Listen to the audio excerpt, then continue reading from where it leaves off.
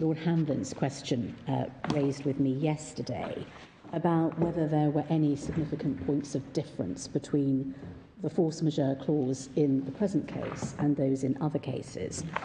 We've done some research overnight, and in the course of which we have uncovered a witness statement of Mr. Crampton, which was produced on behalf of MUR in support of its permission to appeal application, which exhibits some examples of force majeure clauses by way of exhibit.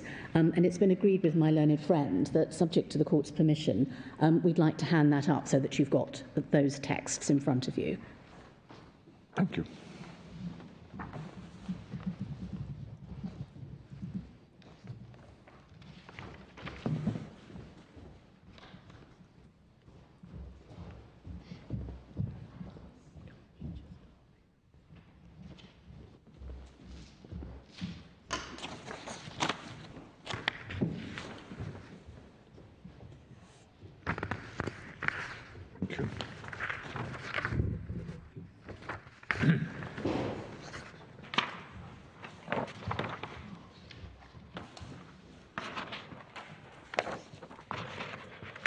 So, my Lords, by way of context, the first witness statement of Mr. Crampton was made in support of MUR's application under Section 69 of the Arbitration Act for permission to appeal.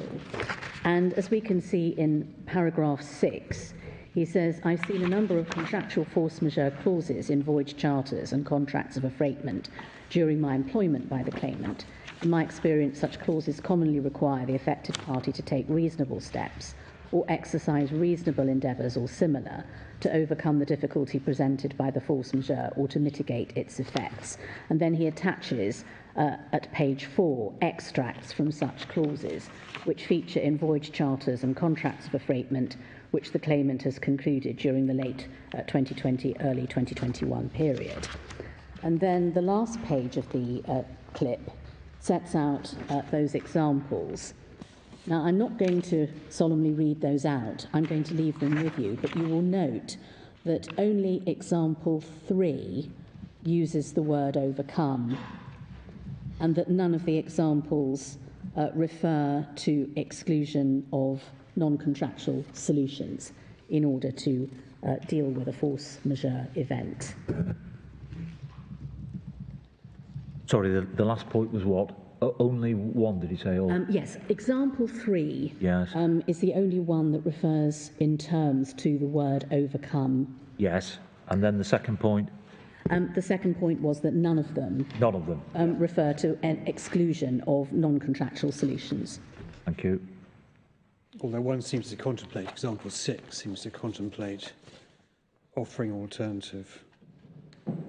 It says not limited to proposing alternative load or discharge port.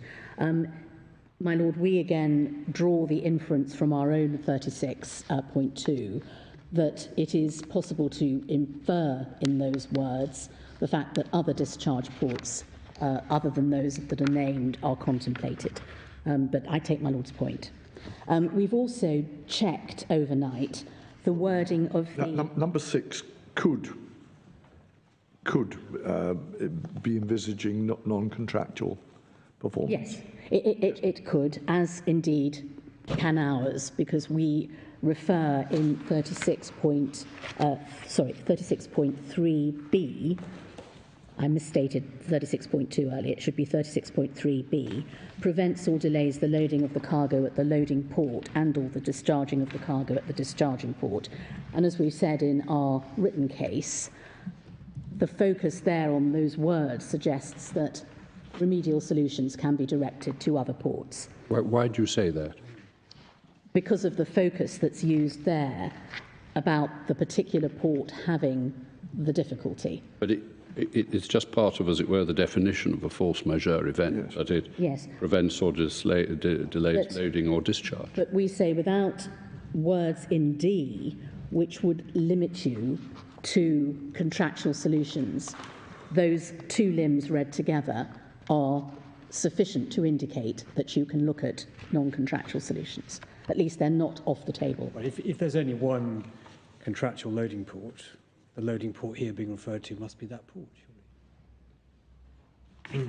Reading the Yes, I mean, contract as a whole. on our facts, the reference to the loading port is to the sole loading port that is referred to in the COA, and likewise the disport.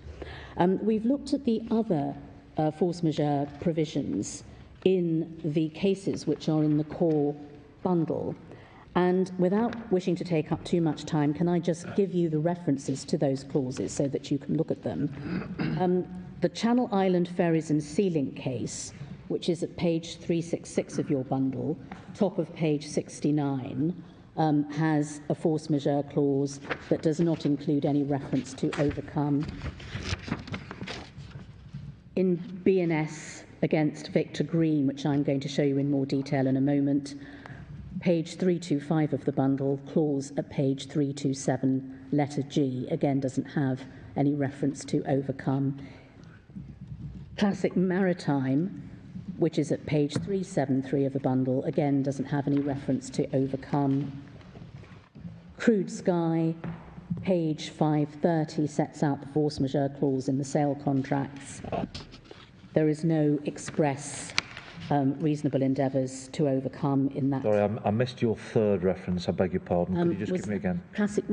Was it Classic Maritime? Yes, it was. Thank you. Page 373 of the bundle. Thank you. Crude Sky, page 530 of the bundle. Then the Ho Cheong case, page 542 of the bundle, and the clause is set out at 544, letters E to F. The Intertradax case, page 573 of the bundle. Superservant 2, which starts at page 584, and the relevant clause is at 587 of the bundle. Seadrill and Tullow Garner, which we'll look at in a moment, page 952. That's a case that does refer to overcome in the context of the reasonable endeavours provision, using the words reasonable endeavours to mitigate, avoid, circumvent or overcome the circumstances of force majeure. The Thames Valley case, page 1084, at page 1086, where the clause is set out, just uses the term all reasonable endeavours and does not refer to overcome in the amplification of the sentence. Then the Canadian case of Atcor, which we've referred to in our case, does contain the word overcome. Page 1243 at 1245, and the Singaporean case, Holcim, page 1287 of the bundle, the clause being set out at paragraph 4 on page 1288. And that has overcome, does it? That Holcim does not have overcome. The one that has overcome is Atcor. So of that selection of cases coming from our core bundle, only 2 of them, as far as we can tell, have got the word overcome. That's the Seadrill case and the Atcor case. And you'll see when you look at the text of those terms that they are quite different. There is no standard form. They all have their own particular linguistic idiosyncrasies, and they all need to be interpreted individually as FM clauses. I thought yesterday you accepted there as various synonyms for overcome. Yes. Like prevent, avoid. So Yes. Yes, but when you look at the clauses that I've, in very short form, just referred you to, you will see that they are not bearing of the same questions of construction and submissions on construction that we've had to address here.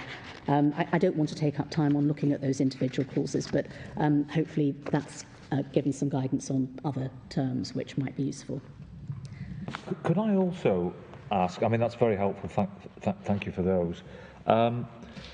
It would help me, certainly, if both parties could provide examples where reasonable endeavours clauses standardly operate to obviate, if you like, the force majeure clause. You know, what are the standard basic situations where you would be expected to exercise reasonable endeavours to overcome a force majeure event? Yes. I mean, hypothetical or real examples would just help me to know when exactly these clauses are kicking in. Yes. My Lord, are you envisaging that we should do that today, or are you going to give us some time to look into that? You'll have time to look into it. What would be a realistic time?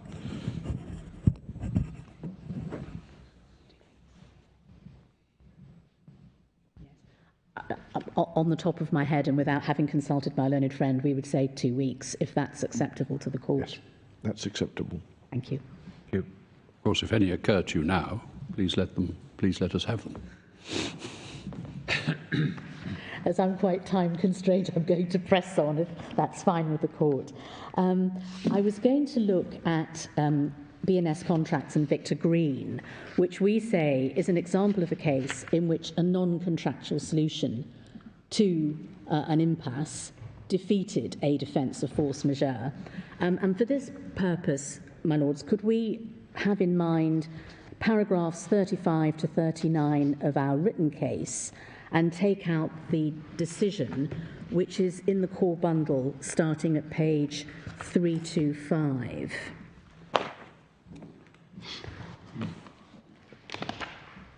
And this case concerned a contract for the erection of stands at Olympia, and it contained a force majeure clause in the terms that we see at page 327 of the bundle at letter G. Every effort will be made to carry out any contract based on an estimate that due performance of it is subject to variation or cancellation owing to an act of God, wars, strikes, civil commotions, etc. Strikes being the effective event on the facts of this case. The relevant factual scenario appears from page 330 in the decision of Lord Justice Evely, and you can pick it up on page 30 at letter F. He says, in the context of the present case, I don't find it necessary to consider the effect of such a case as Bullman and Fenwick on the law generally, because we are concerned with the words of a specific clause.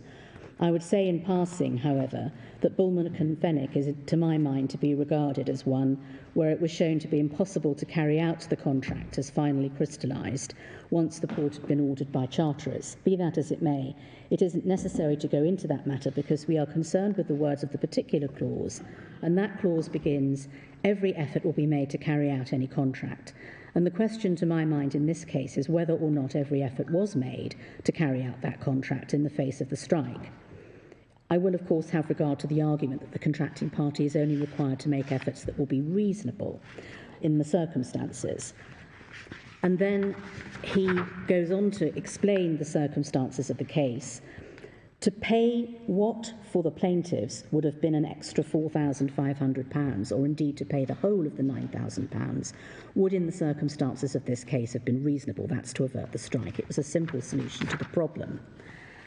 And the facts involved the counterparty having offered to make an advance payment of £4,500, which it was not contractually obliged to do.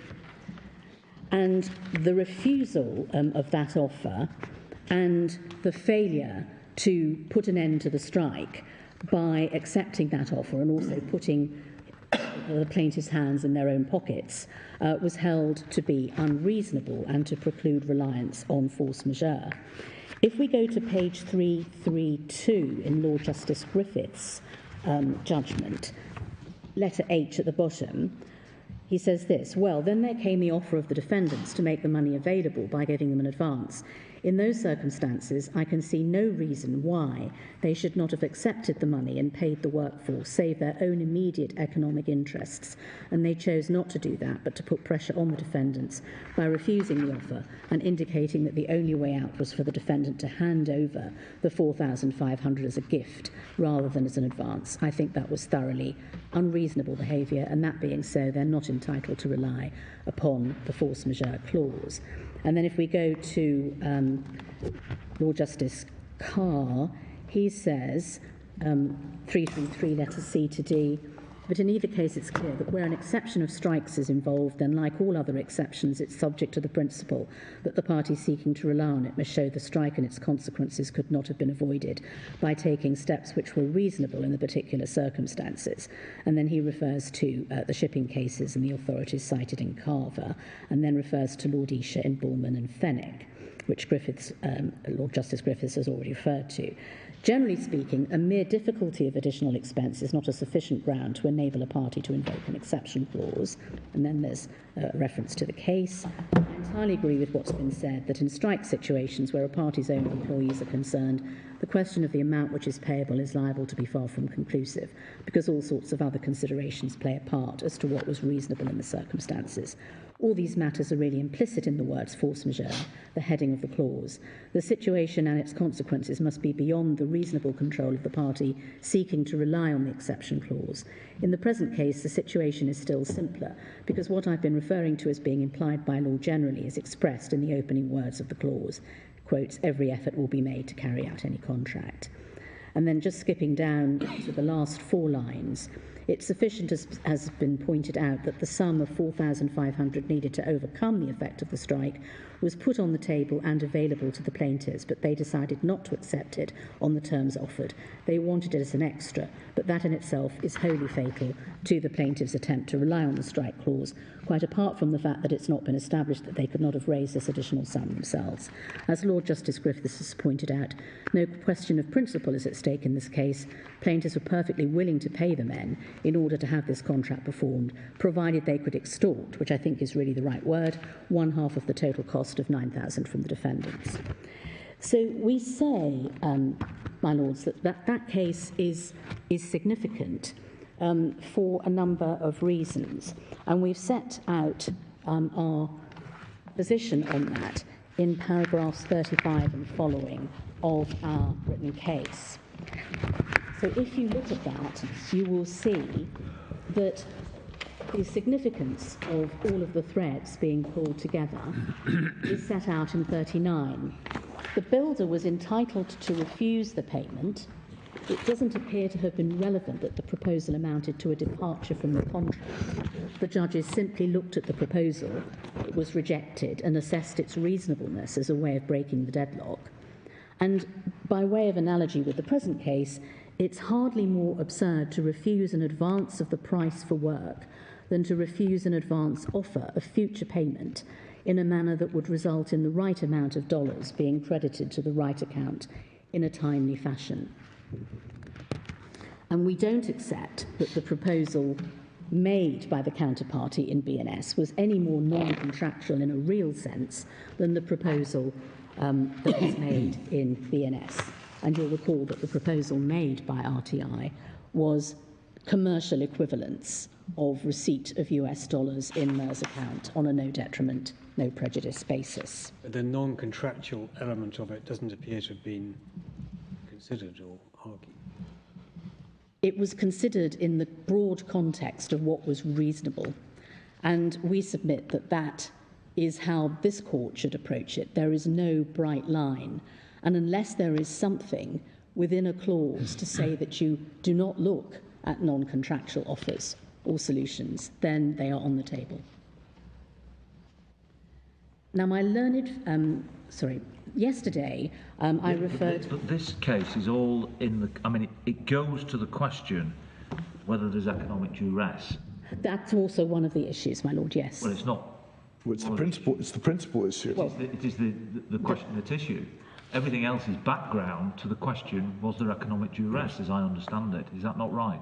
My lord, economic duress was a key point in the case. It was one of the issues in the case, and obviously time is devoted to an analysis of the economic duress. But as part of the context in which they were considering that, they had to look at whether there would have been a force majeure defence. So it's not a case where you can say there's nothing relevant said about force majeure and the ability to say that there have been no reasonable efforts to address force majeure, where the non-contractual offer of this advance payment was made. It was held that it should have been accepted. But I think what I'm saying to you is, ultimately, as I understand it, their approach to the economic duress question was whether, in effect, it was reasonable to ask for extra non-contractual payments. And in that, if that's the ultimate question they're asking, doesn't that rather colour the approach they're taking to the force majeure clause? Well, obviously the facts are going to colour the approach in the case, but there was certainly an analysis by the Court of Appeal about whether there would have been an ability on the part of the builders to rely on the force majeure clause, because that was one of the defences that was raised. And it was clearly an issue whether or not they'd acted reasonably in avoiding the effects of the strike. And it was in that context that the passages that I read are relevant, because it shows that the employer had offered to make the advance payment, which would have made satisfaction possible. That was not something which was part of the contract. It was a non-contractual offer to advance funds that were not yet due. And that offer was held to have been unreasonably refused and prevented reliance on force majeure. So we do say it does give support to the fact that non-contractual solutions are not off the table when considering force majeure. Now, I referred yesterday, my lords, to the decision of Mr Justice Tier in the Seadrill and Garner case, which is the one that we looked at where Peel had considered that this case was authority for the proposition that a party can be required to act outside of its own commercial interests in order to satisfy a reasonable endeavours clause. And we say in paragraph 95 of our case that it disproves what MUR have sought to contend, which is that MUR is entitled to act in its own perceived interests and insist doggedly upon fulfilling the letter of the contractual provisions in relation to payment. Now, the relevant clause in that case is at 952 of the core bundle, and perhaps we could just take that out.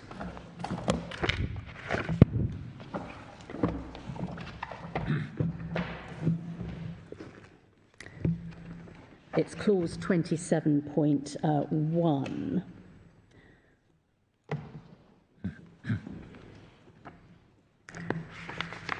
It's the last sentence of Yes. Of that clause, yes. Yes.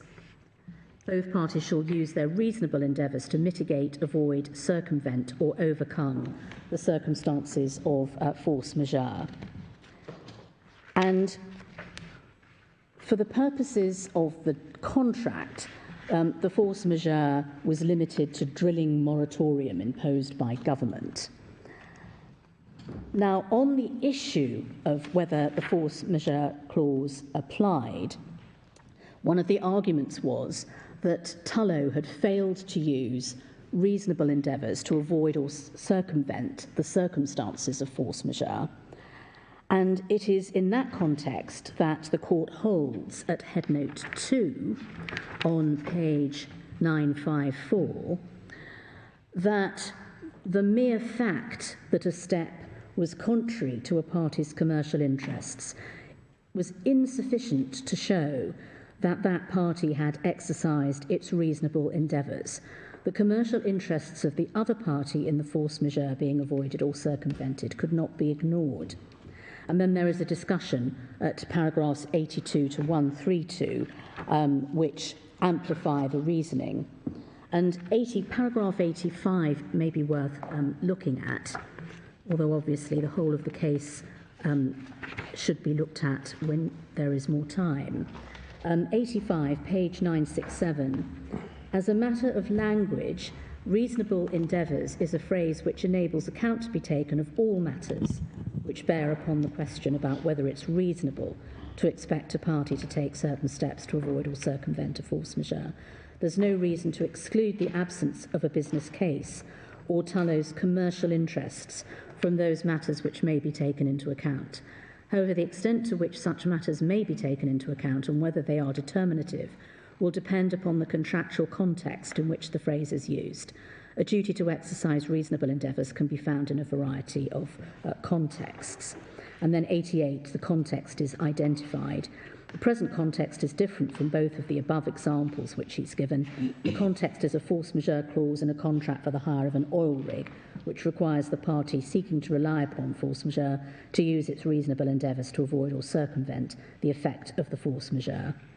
And then at the end of 89 on page 967, it would merely be more expensive or less attractive to Tullow, this particular solution.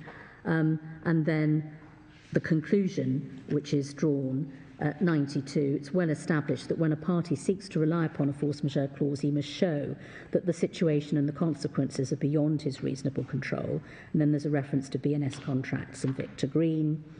In that case, a case involving an exceptions clause, to illustrate that a mere difficulty or additional expense is not generally a sufficient ground for saying that an action requiring such expenditure is beyond a party's control. And then skipping to the end of that column, thus, in the context of a force majeure clause such as the present, the mere fact that a step to avoid or circumvent the moratorium would or may be unprofitable would not necessarily lead to it being regarded as unreasonable. So, my Lords, that's what I wanted to say about that. That case has clearly survived the test of time, cited with approval in the major textbooks. And we do stress, again, what we say in paragraph 47 of our written case, a point I made on day one, the absurd anomaly point, that it would be highly anomalous and unbusinesslike to reject an obligation to accept a no-detriment solution offered by RTI simply because it happened to involve technically and very technically non-contractual performance. And I say that because it involved the receipt by MUR instantaneously with the transfer of euros of the right quantity of dollars in its account at the right time. Just before we leave Seadrill,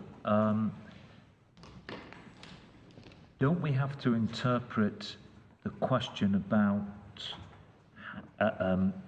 the reasonable endeavours clause in the context of a case where the performance itself, as I understood it, may be said to require taking account of the other party's interests? Tullow was to provide drilling operations for Seadrill in various different ways. Yes. I understood it. So you've got a contract where the very performance requires one to consider the other party's position to some degree. But is the position different here, I would respectfully ask? This clause is directed to promoting cooperation and collaboration between the parties to overcome the effects of force majeure, and 36.2 envisages that after the end of the force majeure event, the parties shall consult in good faith to make adjustments as may be appropriate to the shipment schedule.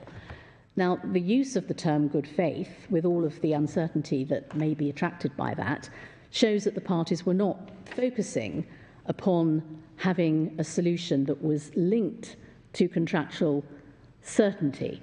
They were looking at something which was going to promote cooperation, collaboration, overcoming the impediment in a way that was commercially reasonable.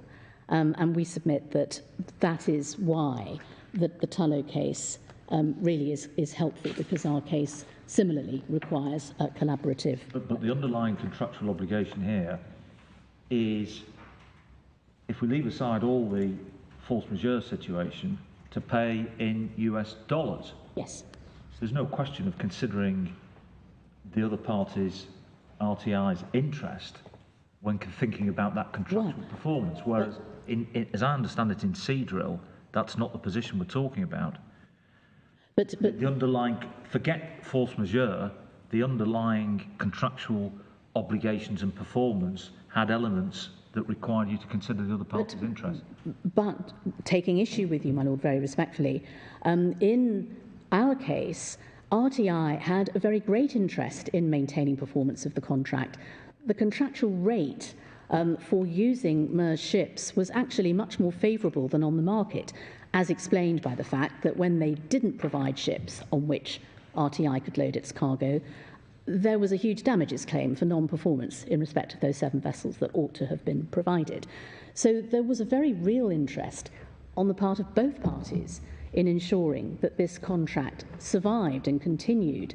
And a force majeure clause, as we know, can be invoked by either party. Nobody knows at the time of the contract who is going to be the one that will seek to invoke force majeure. Was there a very real interest on the part of MUR? I mean, if they tied themselves into a contract which was well below market rates, you'd think there was a commercial interest in invoking the force majeure clause. Well, you will have seen... But I can see entirely why RTI would want to hold on to a favourable contract. Yes.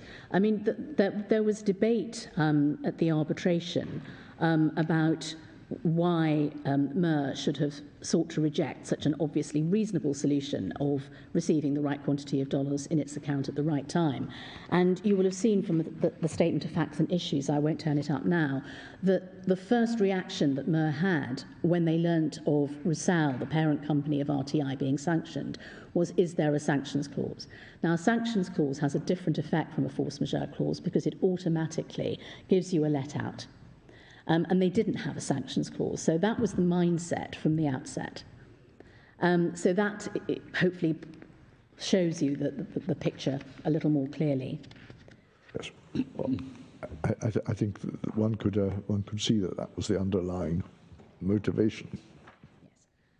But my lord, again, there's a policy point here. You know, do we want to encourage opportunistic claims to force majeure in circumstances where there is no prejudice at all to the party invoking force majeure and where the event can be dealt with very reasonably and very commercially on a commercially equivalent basis simply by having this bright line of no, we can't accept non-contractual performance, which can be used in a very unmeritorious way. And when you're not compelled to that conclusion, because there are no express words requiring you to adopt that solution.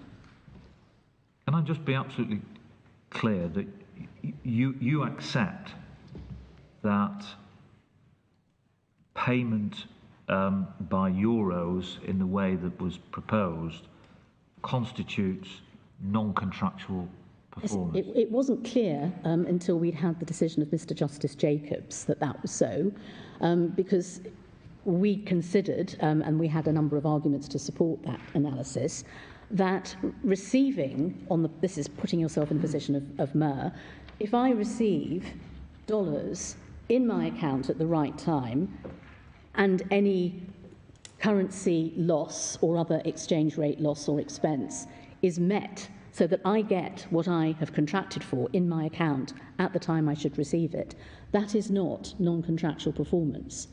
Now, as a result of Mr. Justice Jacobs' judgment, which we did not challenge on this point, we now know that it was technically uncontractual. But we also know that it would have given rise to nominal damages if there had been a right to sue on it, because there was no loss. And when... But for our purposes yes. today, that's water under the bridge, yes. as I understand yes. it. Yes. We're proceeding on the basis that payment in dollars was required and that payment in euros is non-contractual performance. Yes. But it's a very technical non-contractual performance, yes, because MUR don't actually get the euros, they get the dollars. They received the dollars on yes. time, but technically yes. the payment was in euros, yes. and you've accepted Mr. Justice Jacobs' characterisation yes. of that as yes. non-contractual. But, I mean, one has to ask, what legitimate interest does MUR have in insisting upon the currency in which we transfer the funds if they get dollars in their account, which they're entitled to in the right sum at the right time? One of the policy points I'll be seeking to press upon you is that the solution that MUR advocates is a much more complicated one than the solution that we are advocating. MUR is advocating a test whereby you have to look firstly at reasonable endeavours, does it overcome, and then thirdly, does it involve non-contractual performance? Our our test only involves the first two. You only have to look at reasonable endeavours and overcome. And it's all then a matter for the commercial parties to decide, well, this is a commercially reasonable step. We don't need to trouble the court, or trier of fact, if it's a tribunal, will then decide what is reasonable. I thought you were accepting that it's still relevant, whether it's non-contractual or not. Yes, because it could give rise to detriment, and it's something to be weighed in the balance. We can't say it's not something that you're entitled to take account of.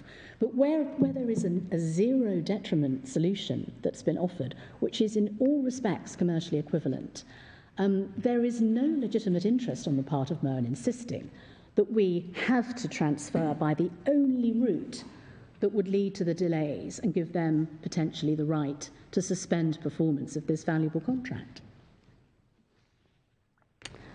So, my Lords, reverting to what I wanted to say about the ordinary and natural meaning of the relevant term that we're construing here, it does not imply a restriction on the type of steps that can qualify, and it would be wrong in principle, we say, to apply a limiting gloss to the words that the parties have used.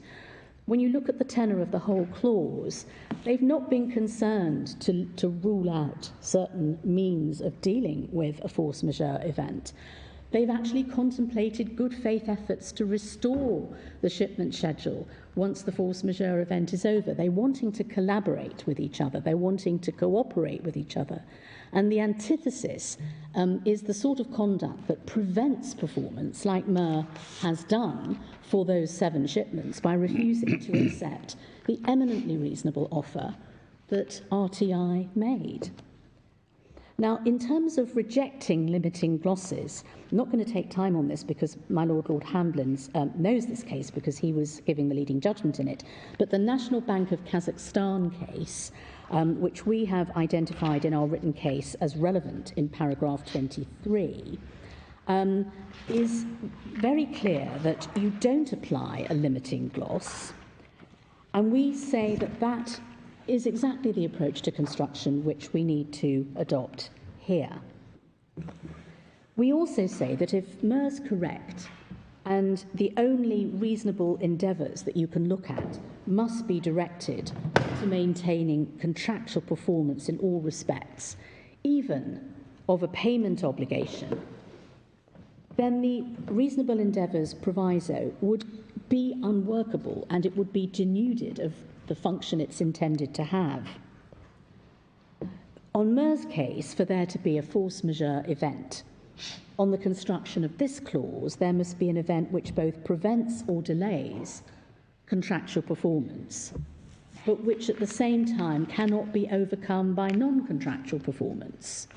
Now, we say that that's tautologous and nonsensical, and it conflicts with the obvious purpose of the force majeure clause, which is to encourage parties to cooperate with each other to enable loading and discharge operations to continue uninterrupted. And it certainly conflicts with the purpose underlying the payment provisions in the contract, which, as the majority of the Court of Appeal identified correctly, is to ensure that MUR receives the right quantity of dollars in its account in Amsterdam at the right time with no detriment. And that's exactly what RTI's solution achieved. So on the facts of our case, we say that 36.3d must include non-contractual options.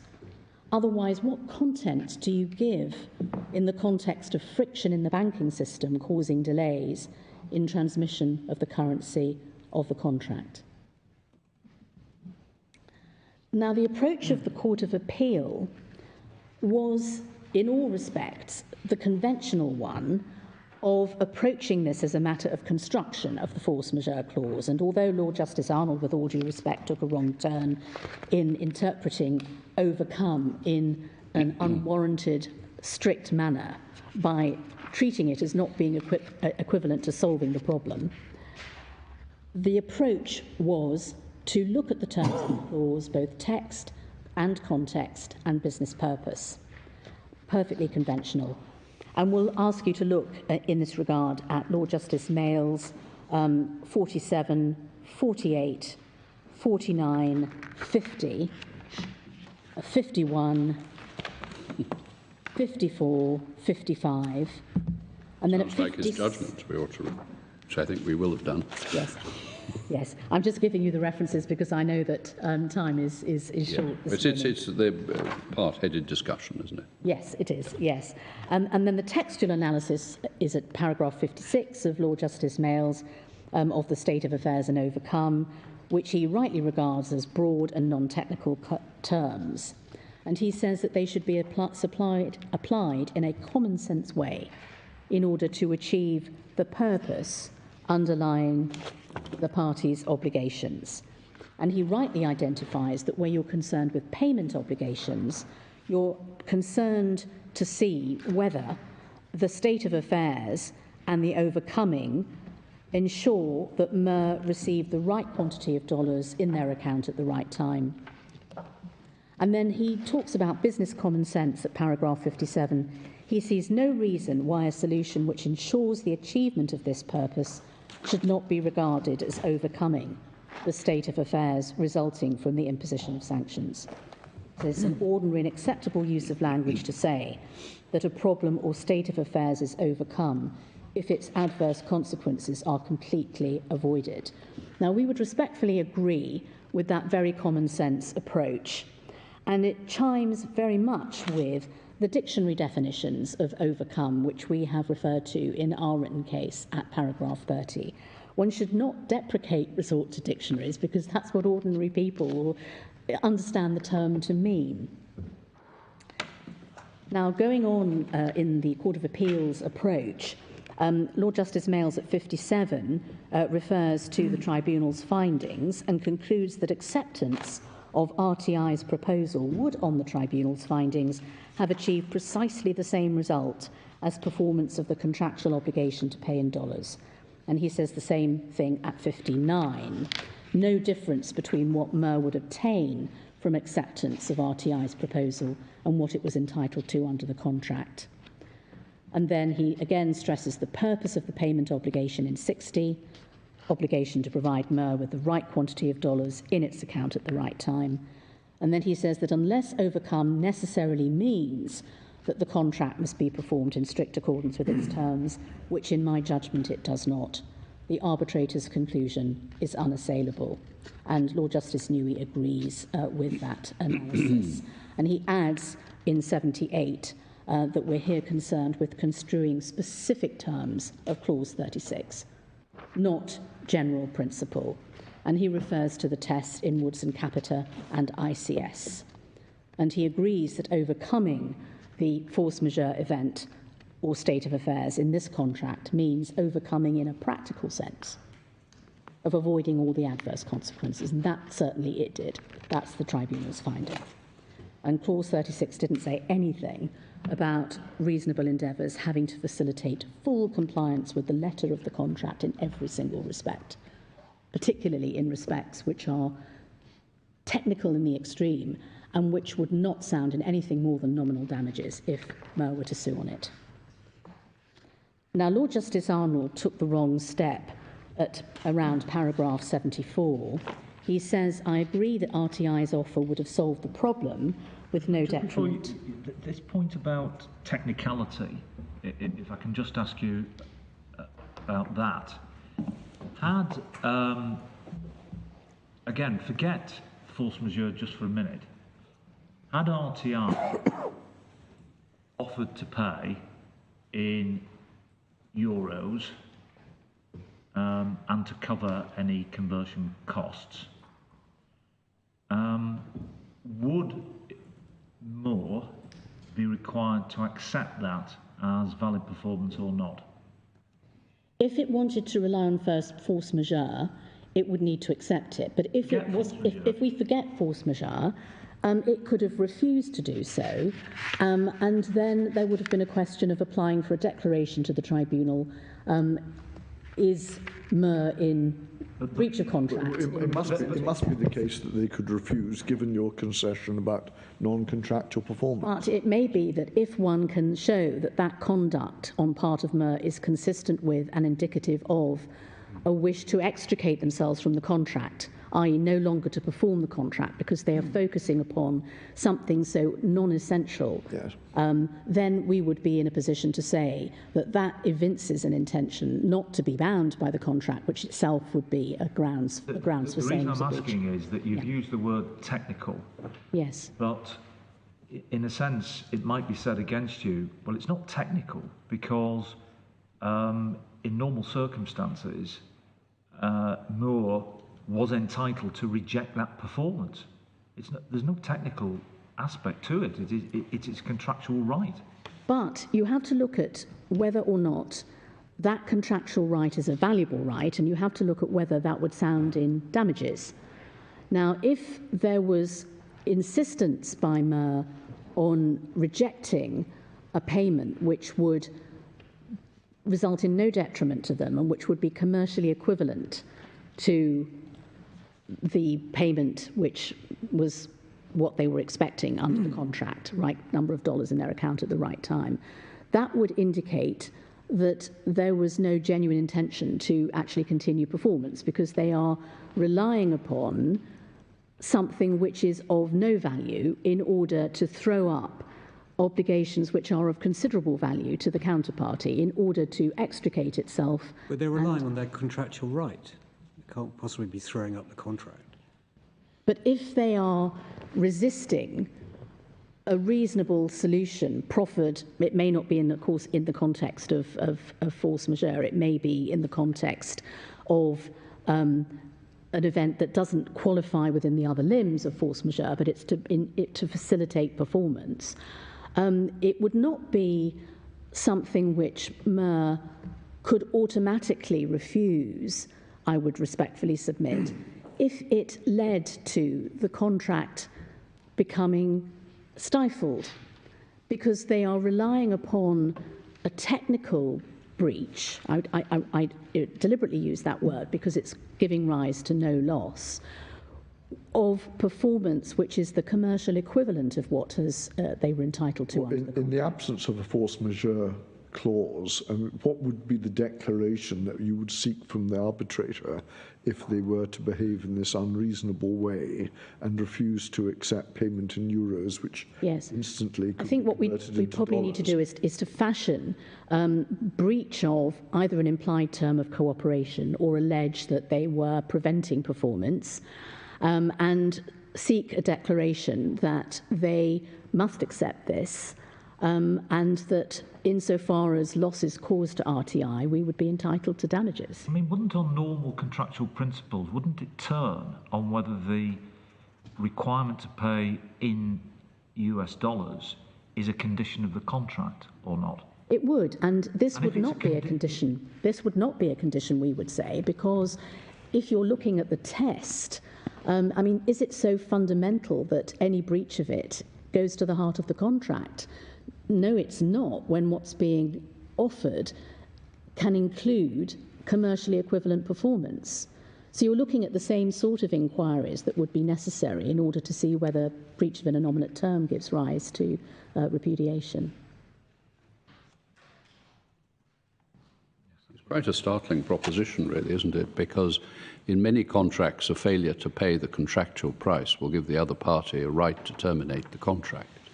Supposing you had a property sale and the price was £1 million, and the buyer says, "Oh, I'm not going to pay you £1 million, I'm going to pay you the euro equivalent of £1 million and cover your costs." Would you say that in those circumstances the seller is not entitled to withdraw from the contract?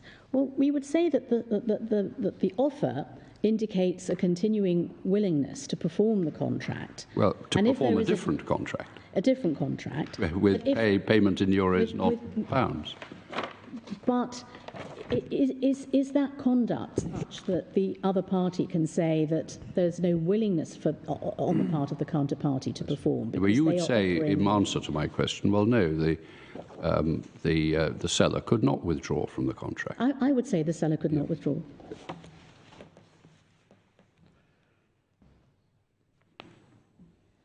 I think I was on the point about Lord Justice Arnold taking a wrong turn, with all due respect, in paragraph 74. Yes, you were referring us to that paragraph. And he says that he agrees that RTI's offer would have solved the problem with no detriment, but the fact remains that what was offered was non-contractual performance, and this doesn't satisfy the requirements of overcome. However, this is showing that Lord Justice Arnold is giving a special meaning to overcome as contrasted with solve, which is unwarranted, and it's not what business people would think was meant by overcome. And Lord Justice Males and Lord Justice Newey again thought quite rightly that putting themselves in the place of the contracting parties, and the fact that these words are broad and not technical, they would consider it an acceptable use of language to say that a state of affairs is overcome if its adverse consequences are completely avoided, and dictionary definitions support that. Well, paragraph 74, I don't think turns on any particular meaning in the word overcome. I think the essence of paragraph 74 comes at the end of the paragraph, where he says the party invoking the clause is entitled to insist on contractual performance. So I think he is setting up, rightly or wrongly, a general rule. Yes, I mean, I'd read 74, looking at the first few lines, yes, where he contrasts the solving of the problem, which he agrees was achieved, with the fact that what was offered was non-contractual performance. And he then puts, in inverted commas, in my judgment, an event or state of affairs is not, quotes, overcome within the meaning of 36D by an offer of non-contractual. No, I see what you're saying, but I understood it after quoting an example, Port A and Port B, and which is fairly close to the Bullman case. He then explains that his understanding of the law is that you don't circumvent, to use another word, a force majeure event by non-contractual performance. I think that's the essence of his reasoning. Yes, and again, he's harking back to putting a gloss and limiting words on ordinary language, which the businessmen are using, which we say is not. Yes, you say that's illegitimate. Yes, we do. Yes. We do. We say it's unbusinesslike and would not have been intended by the commercial parties to draw this distinction between solving a problem and overcoming a problem, when the commercial aim of the whole clause is to restrict cases of force majeure to those in which there's a genuine difficulty in solving the problem created by the force majeure event. And as we've seen, all of the authorities confirm that there's no warrant for putting a gloss on words or to read limiting words, excluding relevance of all forms of non-contractual performance, even on the no detriment basis with which this case is concerned. Also, I would say that Lord Justice Arnold seems to have overlooked that the burden of proof was on MUR to bring itself within the force majeure clause, and that it's MUR that's seeking to be protected from damages for non-performance by invoking the force majeure clause. And applying a standard approach to construction, conventional approach to construction of force majeure clauses, Clause 36 should therefore be construed as requiring clear words excluding non-contractual solutions to overcoming the event or state of affairs. In other words, the obverse of what he seems to think was the position, and that absent clear words clearly excluding non-contractual options, non-contractual options are on the table. Now, he was clearly influenced by the principle in Gilbert Ash, which we say doesn't assist, and I'm going to come on to that slightly out of order because I'm going to deal with it before dealing with Bullman. On your approach, what happens if adverse consequences are not completely avoided? If they're not completely avoided, then the fact situation is different, and it will depend upon whether, in the circumstances, it was reasonable in those circumstances to refuse the offer, given the fact that there was some form of detriment. Now, we've seen that Mr. Justice Tier in Tullow does not regard the absence of detriment as a key ingredient to what can amount to compliance with the reasonable endeavours obligation. In a different case, it may be that some degree of prejudice would be acceptable, but the principle which emerges, we submit, from the Court of Appeal is limited to one where there is no detriment, no prejudice, and the offer of a technically non-contractual solution. And we say that on those facts with which this case is concerned, MUR's appeal should be dismissed. Now, the decision of the majority of the Court of Appeal has been well received by the majority of commentators, the sole exception being Professor Peel in a Lloyd's Maritime Commercial Law Quarterly article. So he is a lone voice in the wilderness in that respect. And the majority decision of the Court of Appeal has been applied by Mr. Justice Foxton with approval and endorsement in his recent decision in Gravelor. Now, I'm not going to take up time showing you each and every reference, but if I take you to paragraph 66 of our written case,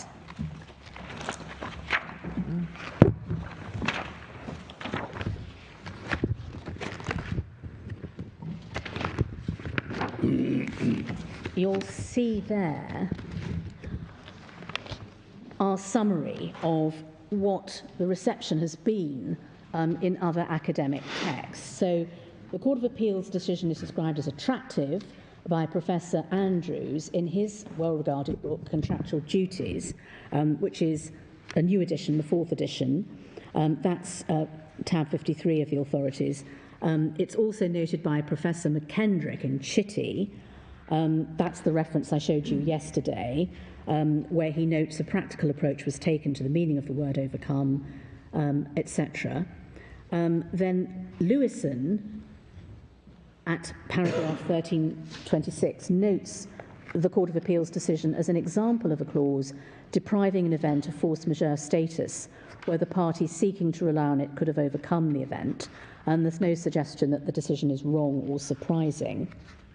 And then if we go to look at the Gravelor decision, perhaps we might just take that out. That's in the core bundle at page 509.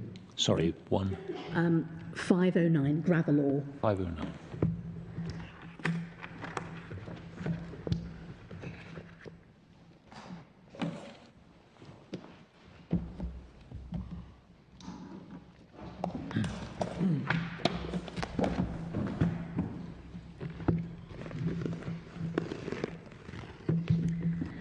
So in that case, the court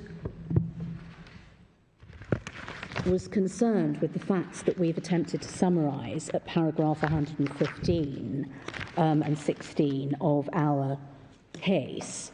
So he had to consider the effect of a sanctions clause in 2 bareboat charter parties, and the relevant clause is set out in paragraph 10, which is on page 512 of the bundle, which reads, where a payment under this charter party is incapable of being processed by the relevant banking institution and has not been received by the owner on the due date by virtue of the owner becoming a sanctions target, the owner and the charterer shall cooperate and promptly take all necessary steps in order for payments to be resumed, ...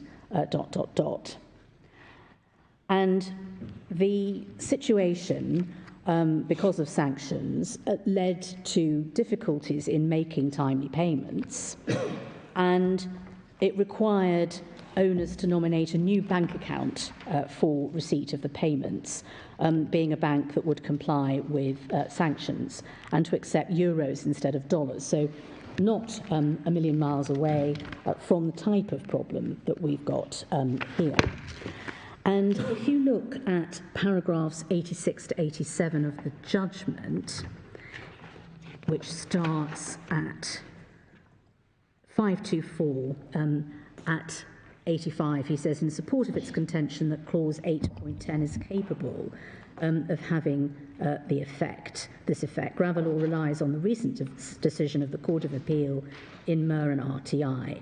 In that case, and then they describe the effect of the Court of Appeal decision, and then at 86, the judge sets out in extenso passages from Lord Justice Males's judgment. He cites 55, 56 through to 59, and then Lord Justice Newey at paragraph 78.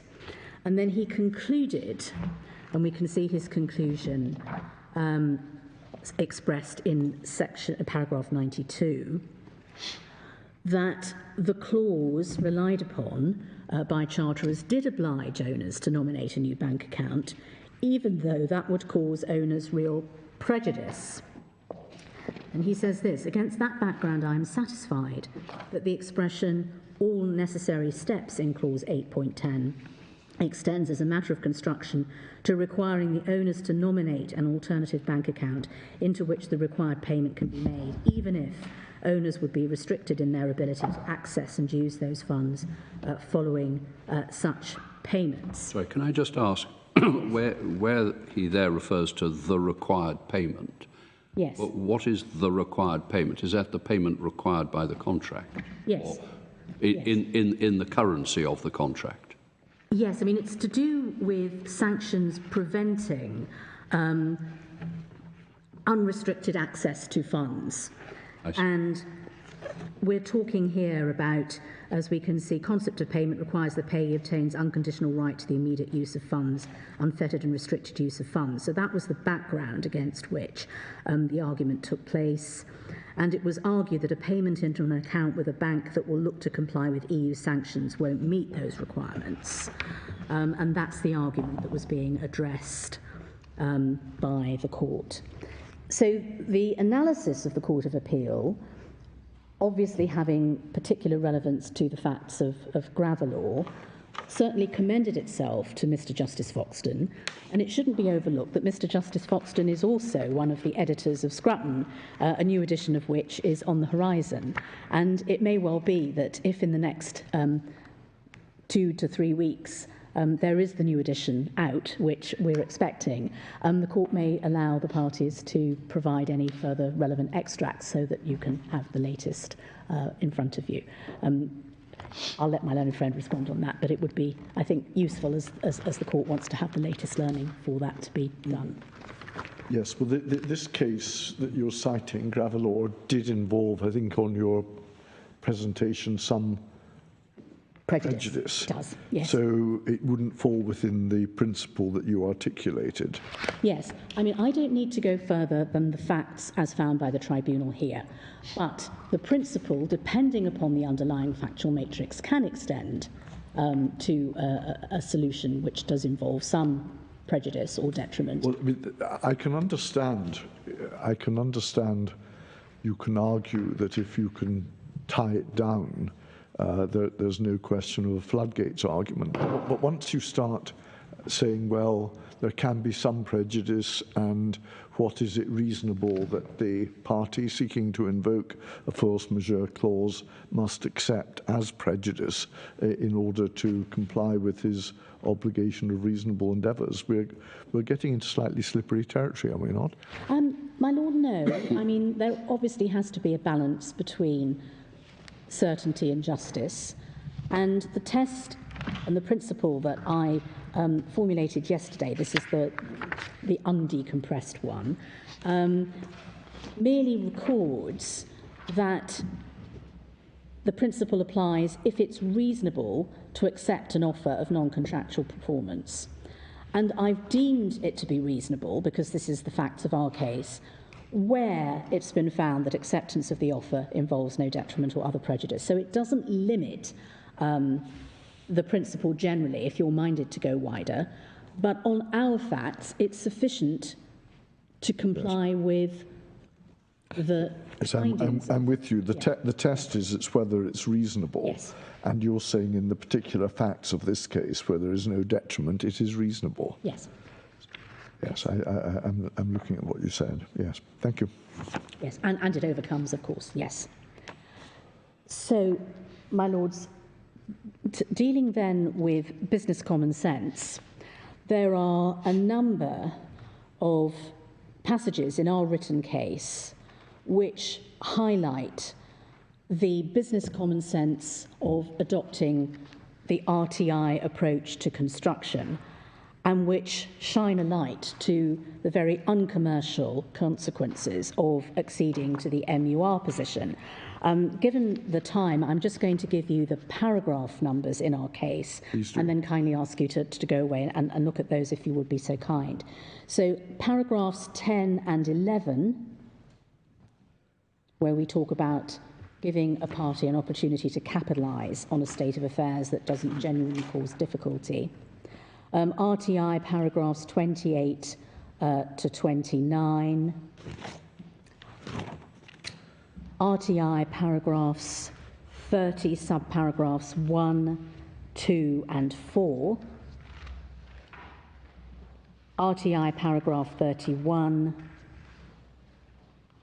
Paragraph 47.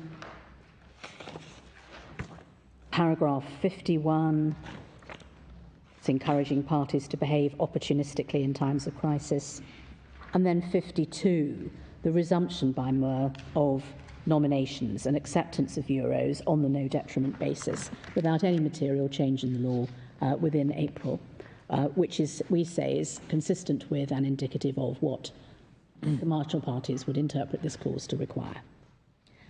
Now, we say that none of the points which MUR have made, both in its case at paragraphs 43 and following and orally, should lead to the conclusion that the reasonable endeavours provision does not require the affected party to agree to accept non-contractual performance or, if relevant, vary the terms of the contract. And I've already made the point that there is no variation here.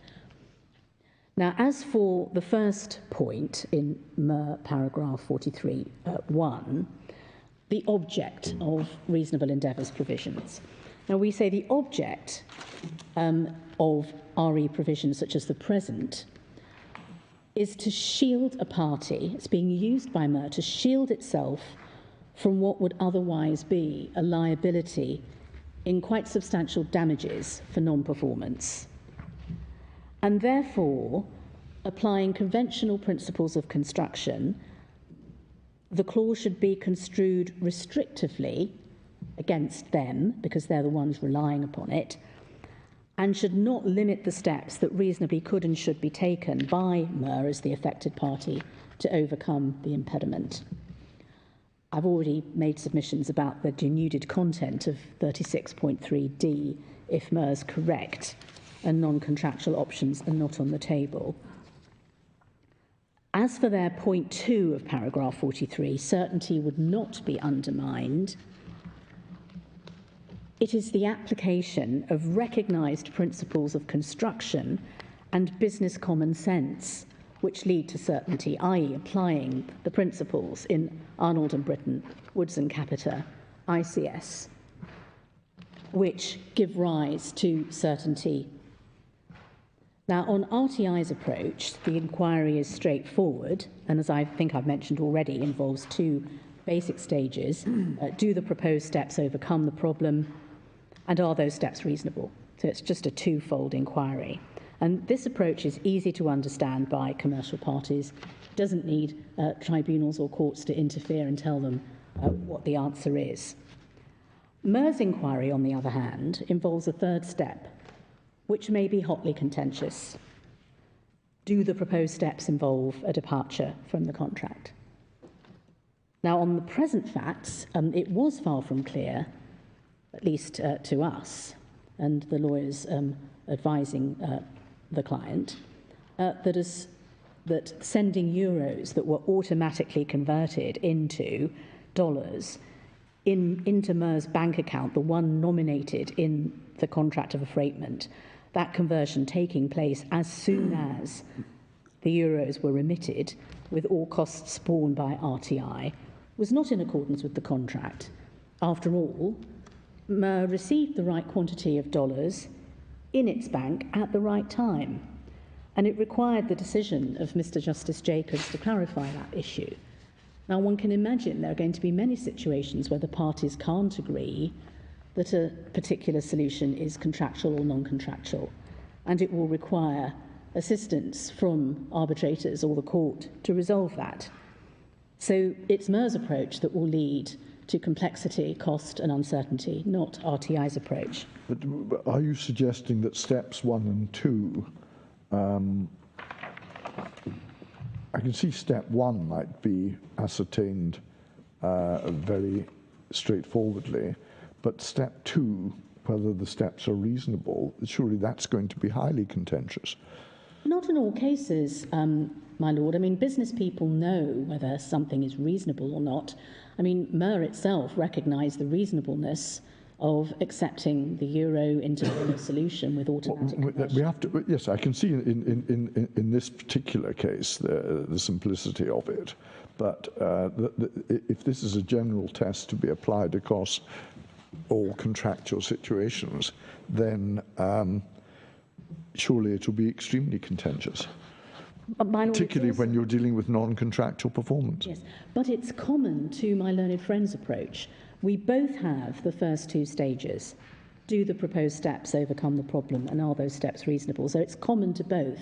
Not really, because the 3rd stage puts limits onto the reasonableness test. But it's those limits which are going to cause disagreement and dispute between the parties, because it will not be clear to businessmen whether a step is contractual or not. It will require advice to be taken from lawyers as to whether or not something is contractual compliance or not. I mean, businessmen tend to know when something is reasonable. I mean, look at MUR's own response to this on the facts of this case in later part of April. It's the 3rd step which complicates matters, and there have always been those first 2 steps, i.e. overcoming and reasonableness.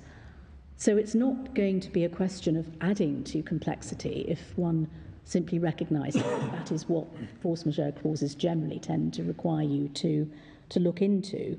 I mean, overcoming I've used loosely here. I haven't sought to differentiate between a clause which uses the word overcome and one which doesn't. But there will generally have to be an inquiry about causation and what is the effective cause of the relevant event. And for present purposes, that will involve looking into whether steps that could or should have been taken by the party invoking force majeure would have overcome the problem. I mean, might it be said in your favour, well, the parties have signed up to reasonable endeavours. They've signed up, if you like, to an inherently uncertain or evaluative concept. My lord, absolutely, and we would endorse that and point further to the fact that they've used concepts like consulted good faith in making adjustments post-force majeure event, which again suggests that they've signed up to a degree of lack of certainty in the regime that they have fashioned. You also said, if I can just go back, you've said it a few times, that if the approach advocated by MUR was accepted, one would be denuding 36D of any content. Do I understand by that you mean that in this particular context, if what is being proposed by, or what was proposed by RTI didn't come within reasonable endeavours, nothing would? Yes, because how do you overcome a currency restriction if you're not allowed to do the next best thing, which is use another currency to give you what you've contracted to provide, which is the right number of dollars in the account at the right time? So you say that in this context, 36D is just rendered nugatory? Yes. If this case isn't covered? Yes.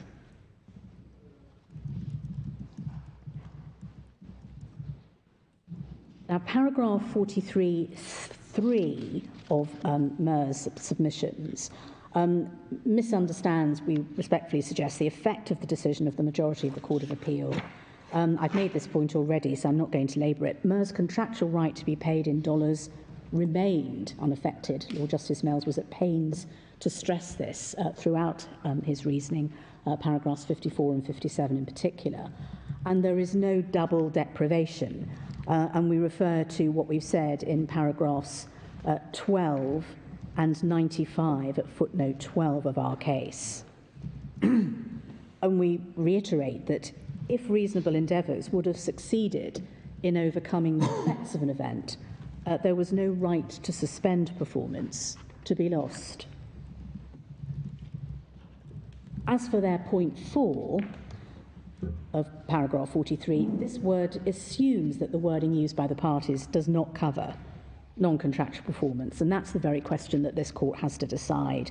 And the parties have not been able to find any force majeure clauses which have wording of the kind MUR suggests is necessary to have any efficacy on the facts of this case. They've not found anything that has those added words, that gloss to the reasonable endeavours provision. So with the clauses that I handed up this morning and the cross-references I gave you to the other force majeure clauses in the bundle, none of them have got words which address the ability specifically to render non-contractual performance in the context of reasonable endeavours, because, we say, parties thought it wholly unnecessary. Now, for the MUR principle to apply, it would be necessary, in effect, for the court to imply a term excluding acceptance of any form of non-contractual performance from the scope of what can qualify as reasonable endeavours to overcome. But any attempt to imply such a term would obviously fail, given the test in the Marks and Spencer decision, which is in the bundle at page 610. You can only imply the terms as a matter of fact if they satisfy one of two stringent tests. Either the implication is necessary to give business efficacy to the contract, and where the implied term represents the obvious but unexpressed intention of the parties. And clearly that isn't something that is ever going to be satisfied here. They've not attempted to plead or prove any such implied term. The construction that they have favoured, and which unfortunately Mr. Justice Jacobs and Lord Justice Arnold favoured, effectively enables MUR to prevent performance of the contract through unreasonable insistence by requiring RTI to transmit payments under the COA in dollars rather than the commercial equivalent of transmitting euros, which are then automatically converted to dollars in MUR's bank account upon receipt. I'm sorry to interrupt. No. I was just thinking about the last point about terms. I suppose it might be, well, I suppose there are two possible answers to that. One is that we're talking about the interpretation of a clause rather than the implication of a term, but assuming that one overcomes that, why isn't it obvious that the MUR limitation would be required? I mean, if you were to ask business parties, you might say the question: would you say that you have to give up a contractual right in order to satisfy reasonable endeavours, or reasonable endeavours includes accepting an offer of non-performance? They might say, well, of course not. Well, my lord, it's surprising if that point was really considered to be a runner by MUR that they've never attempted to plead or prove an implied term. But all of the considerations of common sense, business common sense, that we've identified in our written case, and I gave you the summary paragraph numbers, would show that that implied term would have no hope at all. And MUR have never suggested otherwise. No, because they say you don't get as far as an implied term because they construe the clause differently. But they could have run a point in the alternative, and they haven't sought to do so. We say it cannot have been in the contemplation of the parties in this case when agreeing this force majeure clause and inserting this specially negotiated limb in 36(3) requiring reasonable endeavours, that one party could effectively prevent future performance of the COA by refusing a tender of payment that was commercially equivalent to contractual payment and which caused no detriment. And when you ask the question, what was the object of the reasonable endeavours proviso in the context of payment obligations, then surely it must be securing the right quantity of dollars in MUR's account at the right time.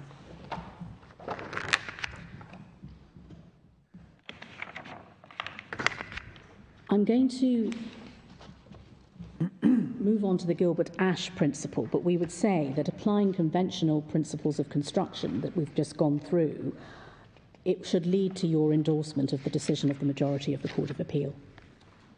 Now, the Gilbert-Ash principle, dealing with it relatively swiftly, we've dealt with it in our written case at paragraphs 91 to 96. Are you going to be addressing us on Bullman and Vancouver at some stage? Yes, I am. I mean, we've dealt with it Yes. fairly extensively in our written case. Well, I mean, you can just obviously adopt your written case. Yes, I think what I will do now is adopt our written case on all the topics that I'm covering today, because I'm not going to have an opportunity to develop it all fully. Well, it was that was concerning me, because Yes. you were initially proposing to go to Bullman and Vancouver before you went Yes. to Gilbert-Ash. But of course, we will consider everything in your written case I'm in most addition grateful. to your oral submissions. Yes, I mean, I'm going to highlight when I come on to Bullman and Vancouver strikes, the paragraphs in our written case where we address them, the various points of difference, and identify where you'll find them in our written Thank you. case. But you want to go to Gilbert-Ash now? Yes, if I could do Gilbert-Ash, hopefully before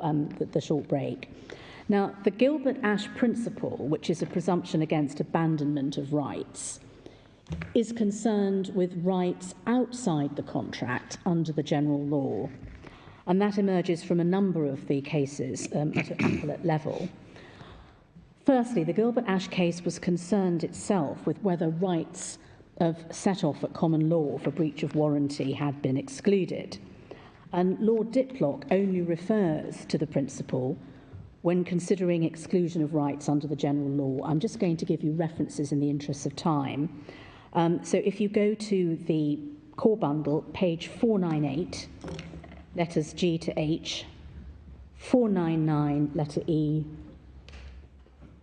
501, letter E. The Triple Point case, which is the very recent Supreme Court case dealing with the Gilbert-Ash principle, it's of note that Lord Legate, who gives the main speech, does not mention Gilbert-Ash principle applying to contractual rights elsewhere in the contract. And we invite you to look in particular the discussion at paragraphs 109 to 113 at pages 1146 to 1148 of the bundle. And he doesn't endorse Mr. Justice Tier in the Ocean Victory, which is quite notable, really.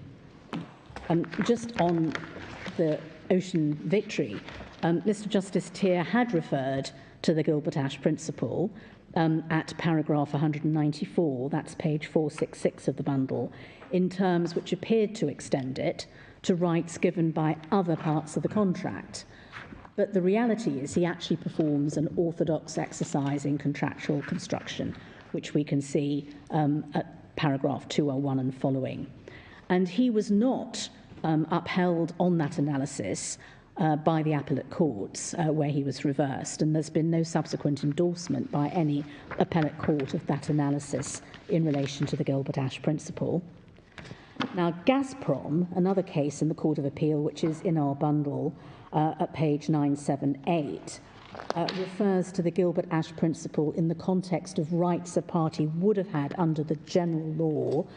Please see page 947 at paragraph 29. And the Stosnia case in the House of Lords, the shipbuilding case, Lord Gough discusses Gilbert-Ash as a principle concerned with rights arising by operation of law. He does so at page 1065 of the bundle, at letter C. So, page again? It was at page 1065 of the bundle. 1065. Yes, and I think it's letter C of the... Thank you. Now, there are some additional reasons why the Gilbert Ash principle doesn't assist, my learned friend, and we've set those out in paragraphs 91 to 96 of our written case. Very quickly, the first is that there's no question of MUR being required to abandon or vary its right to receive payment in freight in dollars, and that's a conclusion in which we are supported by Lord Justice Mayles, paragraphs 54 and 57, and Lord Justice Newey, with who agreed with Lord Justice Mayles. In terms, they say, MUR's contractual right to receive payment in dollars would remain unaffected, and the only consequence would be that it wouldn't be entitled to invoke force majeure as excusing it from its obligation to nominate vessels. The second point is, MUR's right to payment in dollars was always subject to the terms of the force majeure clause from the outset. So it was a string attached to the ability to invoke force majeure. Thirdly, the function of the force majeure clause, as I've already made clear, is to shield the affected party, in this case MUR, from what would otherwise be a very large liability in damages in respect of non-performance, and clear words would therefore be required to shield MUR from that liability and take away RTI's valuable rights, i.e. it's really turning the principle on its head. My learned friend would need to show that there are express words, meaning that non-contractual performance is off the table. So in summary, the Gilbert Ash principle does not assist my learned friend's argument. On the contrary, to the extent that the court considers it relevant, it assists RTI. I was now going to turn to Bullman and Vancouver strikes, and maybe I can just give you the references before we break, my lords, if that's convenient. We've discussed these cases at length in our written case at paragraphs 68 to 83 in relation to Bullman, and paragraphs 84 to 90 in relation to Vancouver strikes, and we adopt that in full as part of our oral submissions. At 68 to 83 of our case, we've summarised the points of difference with Bullman, and there are no less than 8 points of difference. Just running very quickly through them, all members correctly identified Bullman as distinguishable because it didn't concern an express reasonable endeavours term in a force majeure clause. See Court of Appeal, paragraphs 61, 75 and 78. The second point is that Bullman in fact concerned the proper construction of a charter party that was held to have conferred on charterers a right to choose a berth convenient to them without reference to the shipowner or his convenience. Have a look in particular at the report, which is in the bundle at pages 357 to 358. So like Vancouver strikes, it was concerned with a proper analysis of the business option in a charter party, and not this type of case. Third point is there was no discussion of whether charterers' decision to maintain their Regent's Canal nomination should have impacted the issue of whether charterers had used due diligence to overcome the effect of the strikes. And Baron Pollock said that for all anyone knew, the strike might have ended as soon as it began. See page 357. Nor was there any argument on appeal that charterers should be deprived of the right to rely on the strikes clause because they'd failed to use reasonable endeavours to overcome its effects by altering their nomination. Fourth point is that you say there's nothing either express or implied about reasonable endeavours. No, I mean, in Bullman, there was an implied duty to use reasonable endeavours to get over the strike, which had to compete with the express port selection clause. And that express port selection clause was what Bullman was really concerned with. And the court found that that didn't really leave room for reasonableness because it's a case all about that performance or business option. But in our case, of course, the reasonable endeavours provision is express. And if Bullman... So you were, as I understood what you just said, accepting that there was some role here for the implied reasonable endeavours clause. But it's in a very different context. It's in the context of a case which is concerned with a business option.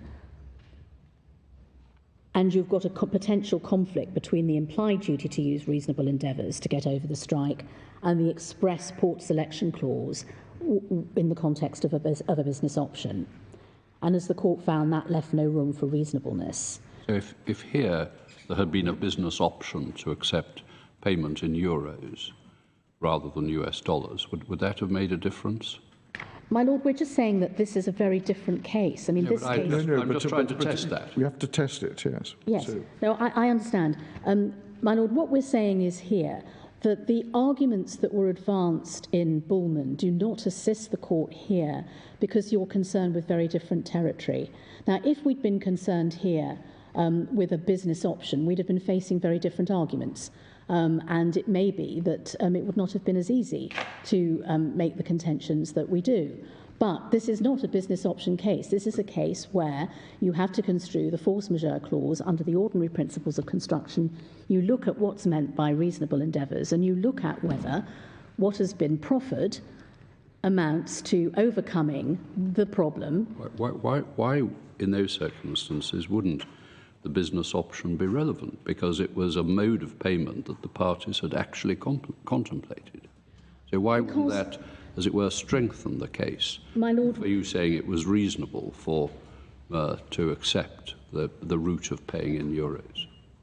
My lord, my point is that where you've got a tension between an express reasonable endeavours clause, as you do here, and the construction of an options clause, you have different arguments and different issues to the one that's been decided in the old cases. And no one has suggested in any of the earlier force majeure argument cases on appeal that one has got a binding precedent to treat those cases as dictating the answer that has to be reached in this case. Court of Appeal, all members agreed that those cases were distinguishable, and we respectfully submit that that is right. Now, you can look at them to see whether or not the arguments that were presented many, many years ago in a different climate and without having any express duty to use reasonable endeavours to overcome a force majeure event, whether they tie your hands, and I respectfully submit they do not. You don't cast any doubt on those decisions? We don't ask you to overrule them, my lord, no. We just say they're in a very different context and they don't shed much, if any, light at all upon the construction of this clause. And that represents really the divide between the approach of Mr. Justice Jacobs, who rationalised from those precedents the right answer, and the approach of the Court of Appeal, who all unanimously recognised it was a question of construction, and you don't use these old cases, which are decided in a very different era with very different considerations behind them. What do you understand by Baron Pollock's quotation? It's not a question between the plaintiffs and claimants as to what is reasonable or unreasonable. It's a question of contract between the parties. I think he's talking there at the fact that that case was concerned with a business option. That's what he's talking about. He's talking about that trumping everything. So you're not saying that he may be making the point that there's no express clause about reasonableness? He could be. I hadn't particularly considered that point until my lord raised it, but he could be. He could be. He could be drawing attention to the fact implicitly that there was no express duty to use reasonable endeavours. That's quite a plausible suggestion, my lord. Thank you.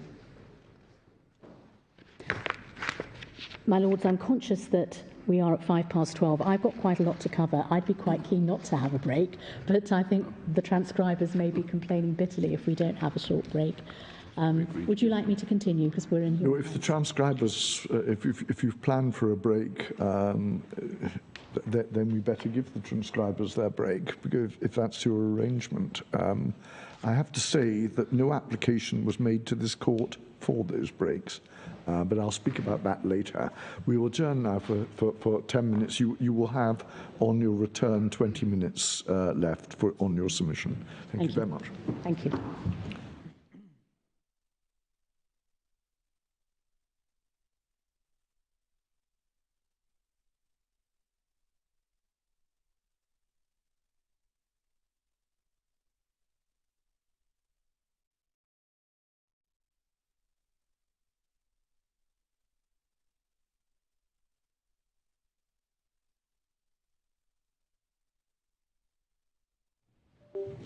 Yes.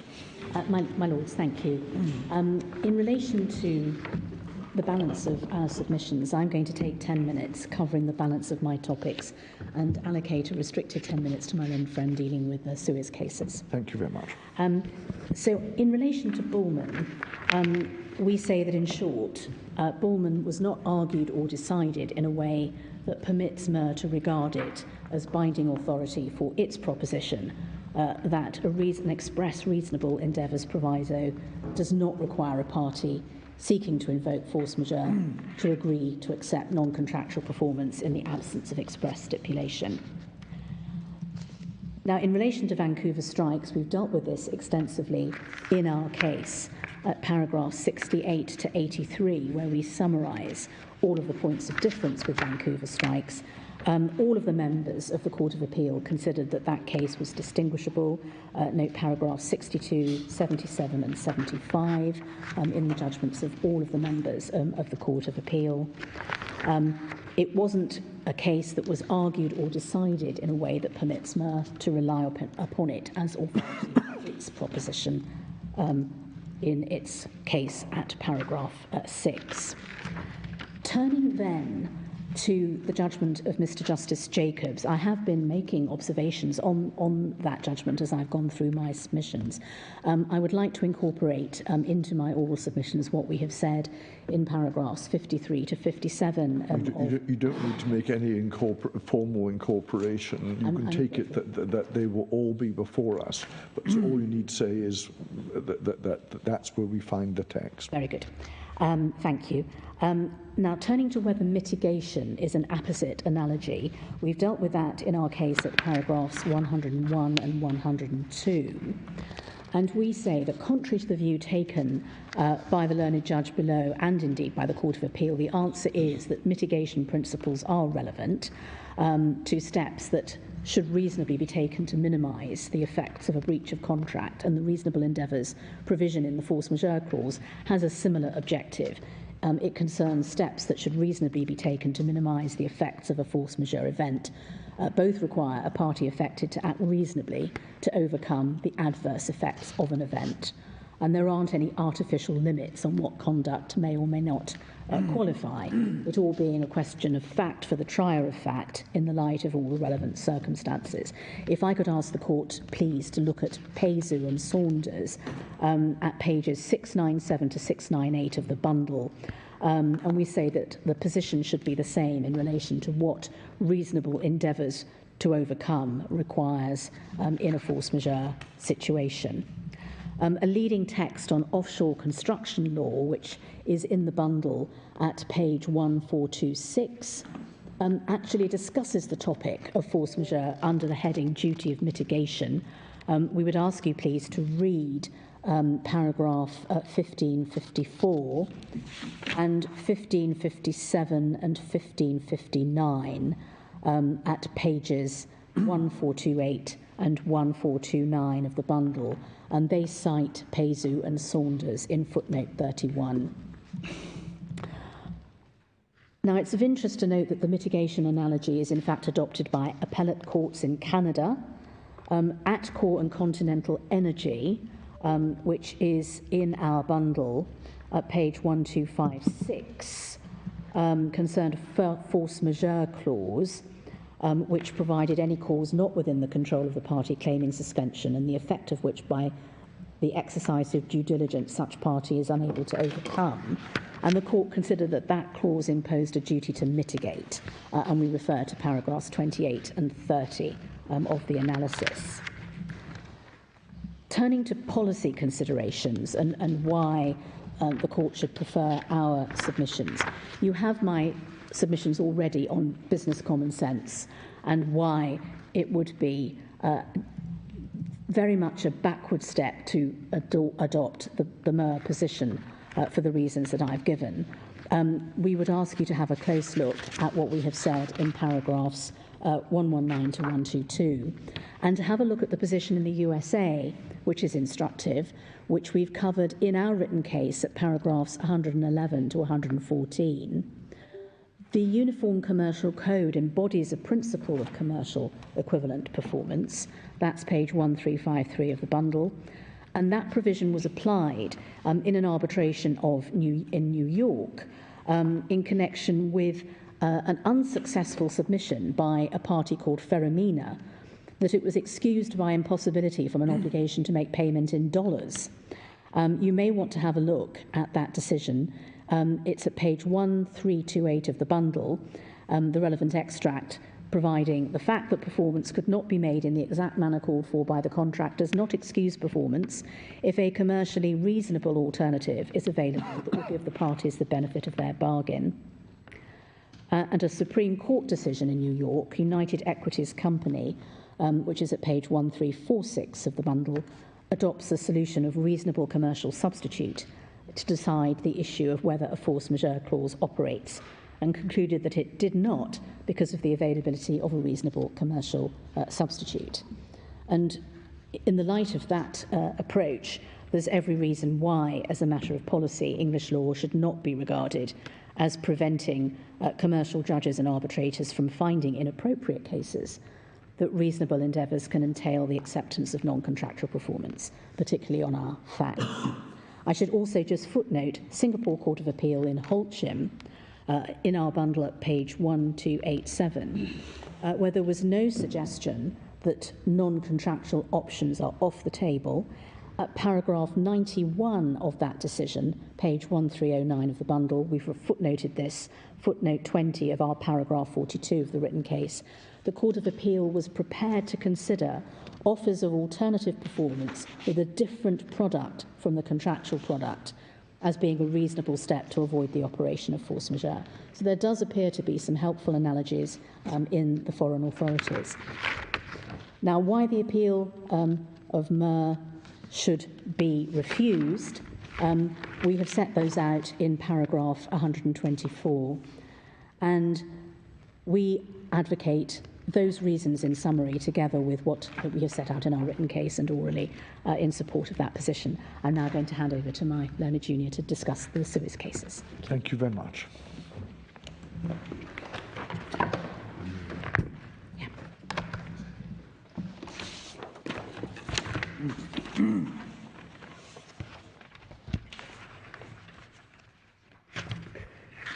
Yes, may it please the Court. I'm going to speak to paragraphs 103 to 110 of RTI's written case, which deals with the Suez cases. I was going to start by saying that since I've only got 20 minutes, I'm going to have to move very quickly. Yes. I now say with even greater confidence I'm going to have to move quickly, and there'll be a degree of live editing as we go. With your Lordship's permission, I'm not going to suggest that we take up the authorities. What I'm going to do is take us through the principles that I say apply, the cases, give you references for your note, and then look at any particular cases that your Lordships want to take me to. But unless you do, I think just moving through the principles is probably the right way of approaching it.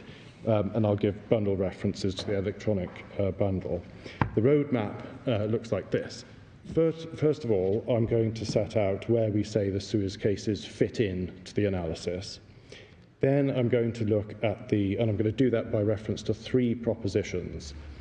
Then I'm going to look at the case law, which supports the first 2 propositions. The third proposition is really a conclusion that follows from the first 2, so happily that's not going to take up very much time. And if I have time, I will then look at Mr. Justice Jacobs's decision and say, in particular, why we say that's wrong. If we don't have time, I'll leave that with our written case. So, where it fits in, I have 3 propositions. The first is certain questions that may arise in the context of force majeure clauses also arise in the different but related context of frustration. And when that happens, it can be instructive to consider the law of frustration in construing force majeure clauses.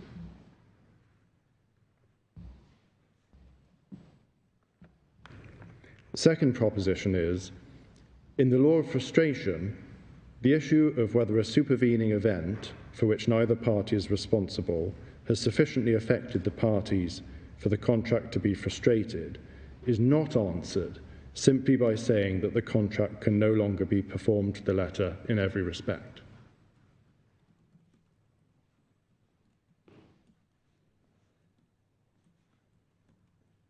And the third proposition, which, as I say, really just follows from those first two propositions, is that, therefore, the law of frustration is a reason to reject a submission that the force majeure clause in this case was engaged just because the COA could not be performed to the letter in every respect.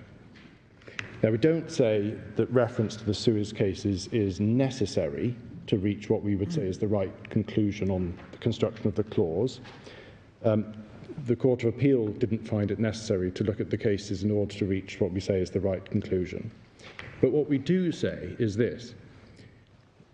In the iterative process that the Court has to carry out in order to construe the clause, if the Court was minded otherwise to adopt MUR's construction, the cases from the law of frustration would be an important and powerful reason to revisit that conclusion, because they suggest, based on the propositions that I've set out, that MUR's construction of the clause would be a surprising one.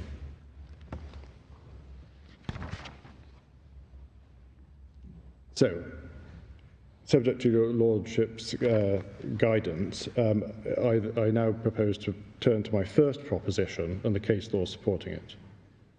And that's the Thames Valley case, which is at page 1084 of the electronic bundle. The force majeure clause in the case is at 1086, and the judge rejects the case of force majeure put to him on page 1094. Now, essentially, in Thames Valley, it was a contract for the supply of gas to Heathrow Airport by Total. There was a huge increase in the price of gas, and Total sought to establish that force majeure was engaged.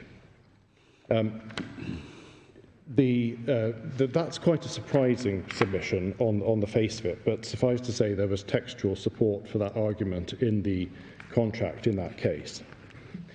But the judge rejected Total's case, and the reasoning that's important for our case is set out at paragraph 50.4 of the judgment on page 1094. Well, I won't read out the whole extract, but the judge says that his conclusion that he's reached, that an increase in cost is not a sufficient basis for declaring force majeure, is consistent with a line of cases both on force majeure and frustration. He accepted that, of course, each clause has to be considered on its own facts, as do ours, and that force majeure clauses cannot be taken to necessarily reflect the underlying law of frustration. But nevertheless, it was a supporting reason for reaching the conclusion that an increase in cost was not a sufficient reason for declaring force majeure, that is how the issue was approached in the frustration cases. And it makes sense in my submission. Force majeure clauses are agreed against the backdrop of the law of contract, and the particular locality is the law of frustration. So when one is looking at what the parties have agreed in a force majeure clause, it makes sense to look at the law of frustration and in trying to decide whether they, and to what extent, they have agreed something that departs from that law. So that's why we say that in the iterative process that you have to carry out, a decision in the law of frustration that a contract will not be frustrated just because it cannot be performed to the letter in every respect would provide a powerful reason to revisit any interim conclusion that MUR's construction is the correct one. So secondly, the case law on my second proposition. MUR has been a bit coy about this in its written case, but it seems clear from the cases and the way they're dealt with in the textbooks that it is correct to say that in the law of frustration, the fact that a contract cannot be performed to the letter in every respect does not mean that the contract will be frustrated. The main authority, the most recent of the Suez cases that we have got in the bundle, is the Captain George K, which is at page 676 of the bundle. There are two earlier Charter Party cases and one sale of goods case. All of the Charter Party cases, in fact all of the cases, involve a case in which the Suez Canal was closed. The Suez route, a route via Suez, would have been the one expected to be taken under the Charter or as part of the sale of goods contract, but that could not happen because of the closure of the canal, so the natural route became via the Cape of Good Hope. And one of the issues that arose was whether there was a contractual duty to go via Suez. Now, the judge in the Captain George K was Mr. Justice McAtter. He discusses the earlier cases, which we'll look at if we can in a second, and he decides, based on some provisions, a provision in the contract which is set out at page 677 to 678 of the bundle, that in this case there was a contractual obligation to go via Suez, and that there would have been a breach of contract, albeit only of a warranty, if the vessel didn't go via Suez. Nevertheless, that was not the end of the story, and frustration remained at large. His decision, the main part of it's on page 687. Frustration remained at large, so the judge had to ask himself whether the journey faced by the ship following the closure of the canal was fundamentally different in kind from that contemplated by the Charter. Now, he would have been minded to say the contract was frustrated, but he wasn't starting from scratch. He had the other cases to look at. I'm not going to be able to deal with them in any detail, but one of them was the decision of Mr. Justice Pearson in the Massalia. He also, on slightly thinner grounds, which were disapproved in the Court of Appeal in the Eugenia, this decision of Mr. Justice Pearson is 1017 in the bundle.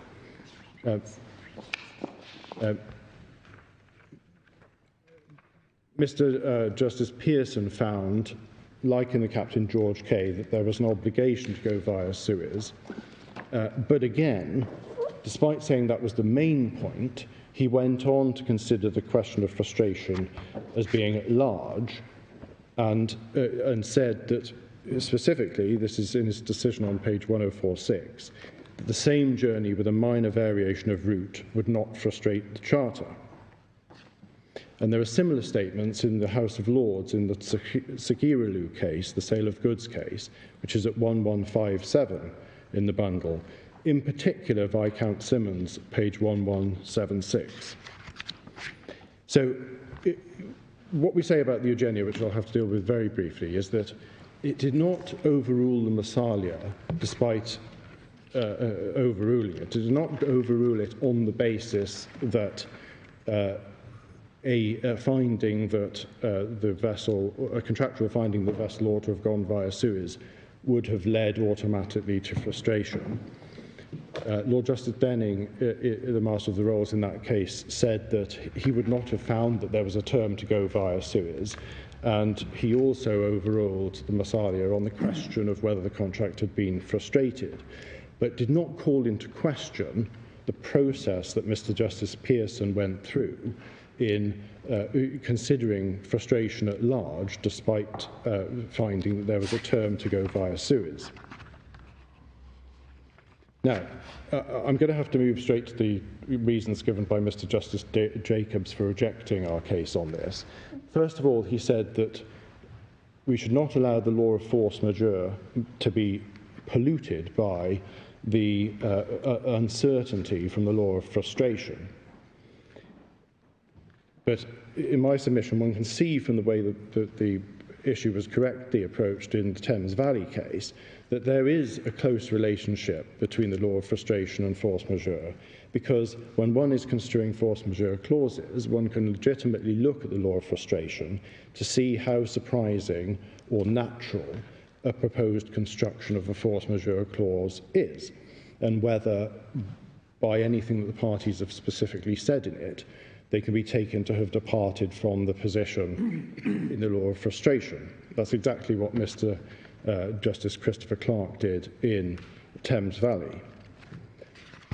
The final reason given by Mr. Justice Jacobs was that the frustration cases showed a reluctance to find that the drastic consequences of frustration were present on the facts of a particular case.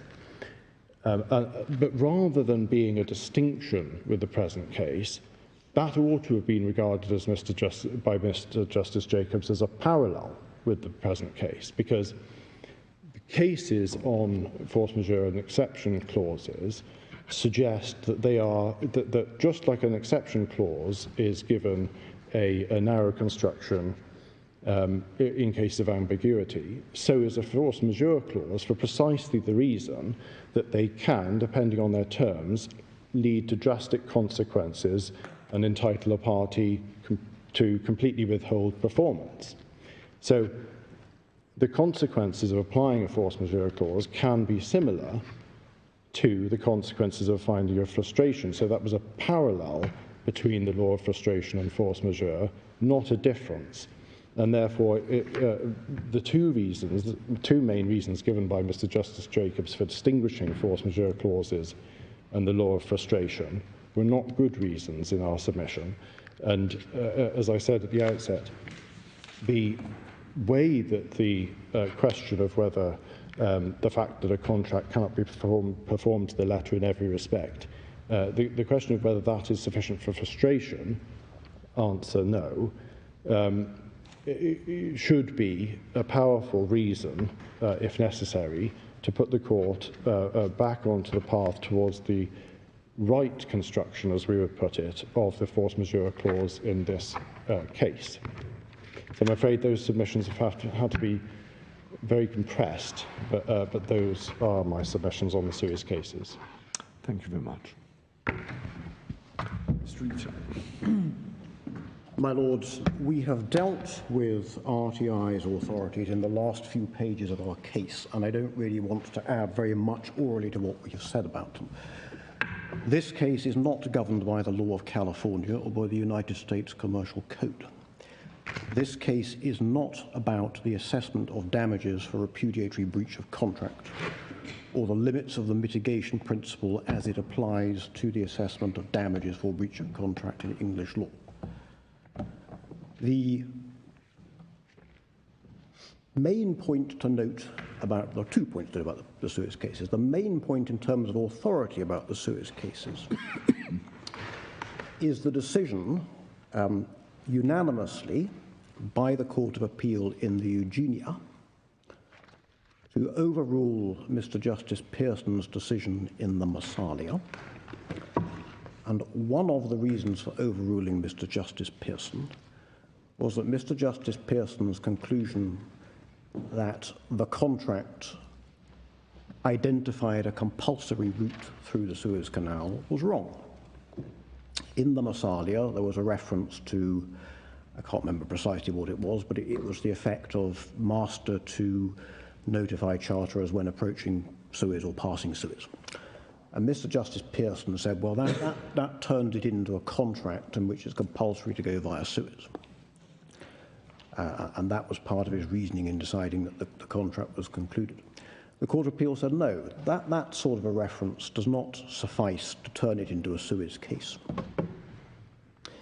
The contract is a contract to go via the normal customary route at the time of performance. And the reference in the contract to Suez just reflects the fact that at the time the contract was concluded, that would have been the normal and customary route, and the parties would naturally have expected you to go through Suez. But if by the time you perform the voyage, the Suez Canal is closed, you have to go by whatever is the remaining normal and customary route, which means going around the Cape. And that was contractual performance. So it had been wrong to think in the Massalia that going around the Cape was a non-contractual performance.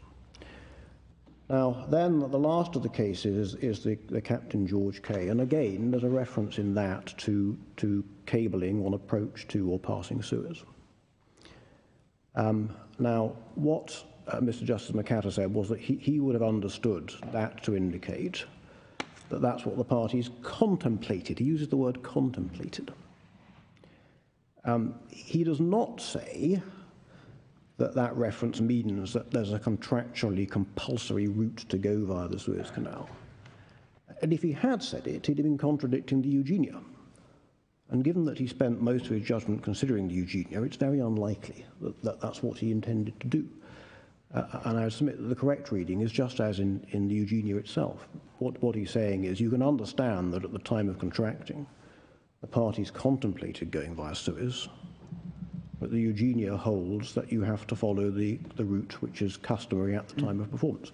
So there's no support in those cases for the proposition that although the contract could not be performed according to its terms, the contract wasn't frustrated. None of the Suez cases decide that.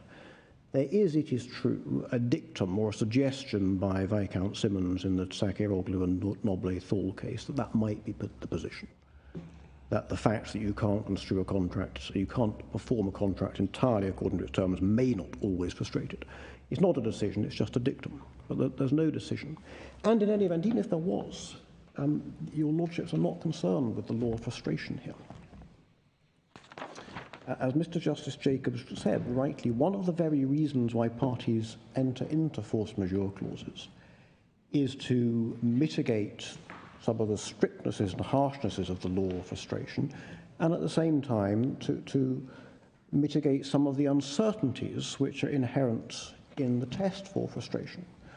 And while it may be reasonable enough to say, well, the law of frustration is part of the background against which you can construe an FM clause, it would, in my submission, be misguided to approach an FM clause, though it simply restates the law of frustration. As I said yesterday, there's really no reason to suggest that what the parties are doing in this very elaborate detailed clause is setting out the law of frustration subject only to one qualification, which is that the remedy, instead of termination, is suspension.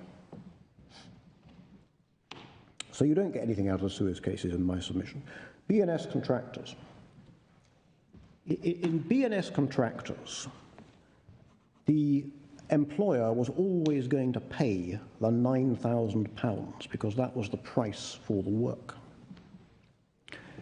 And all that happened was that in order to help the builder employee to get over the strike, the employer offered to pay half of it earlier than it was contractually due. Now, from the perspective of the employer, that was a non-contractual offer because they weren't obliged to make it. They weren't obliged to pay until the work had been done, but they were prepared to make it. From the employee's perspective, the situation was non-contractual only in the weak sense that they were not obliged contractually to accept the advance payment. This is from the contractor's perspective? The contractor's perspective, my lord, yes, from the contractor's perspective. The contract did not oblige them in terms to accept the advance payment. But the case here is different. It's not the case here that RTI were always going to pay us in euros, because their obligation was to pay us in dollars. And if they had tendered a payment in euros, we would have been entitled to reject it as non-contractual, and we would have been entitled to say, you are now in breach of contract because you have not paid.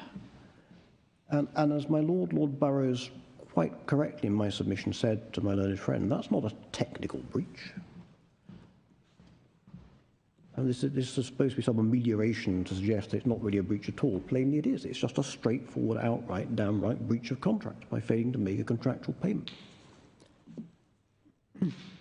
RTI's case appeared at times to be that they could pay in whatever currency they wanted. Maybe they can, every single time they make a payment, they can pay it in a different currency and see if they can go all around the world and use all the currencies there are. And as long as they cover us for any exchange losses, that's all right. And that is just not what the contract says. And that would not be contractual performance. So B&S contract is an entirely different case, quite aside from my Lord Burrows' point that what the case is really about is economic duress. And the whole of the analysis of the FM clause is really seen through an economic duress lens. And the focus is very different. I'm not sure about that. I mean, they have to set aside the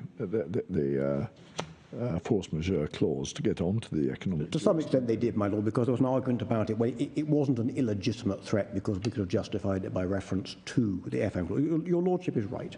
The FM clause certainly came into it, but nonetheless, the key point in the case was the economic duress. The Gravelor case, Mr. Justice Foxton's case since the Court of Appeal in this case, referring to the Court of Appeal in this case, could I just give your lordships two references to the judgment? Paragraph 80, recording the submissions of counsel, Mr. Justice Foxton said that the currency issue there was very much a subsidiary point. And then perhaps more substantially, paragraph 91, subparagraph 3, Mr. Justice Foxton says that the clause that he was concerned with is, quote, narrower and more focused than the clause in this case. And when you look at it, you'll see what he means. What you have in Gravelor is a clause directed specifically to sanctions, and then a subclause directed specifically to circumstances in which sanctions impede contractual payment. And then it says that the parties must take all necessary steps in response to that. Now, when you have a clause which is as narrow and focused as that, it is perhaps not surprising that Mr. Justice Foxton says, well, that may require you to change the contractual payment mechanism which has been upset by the sanctions. But it is a much more narrow, tightly drafted clause than you have here.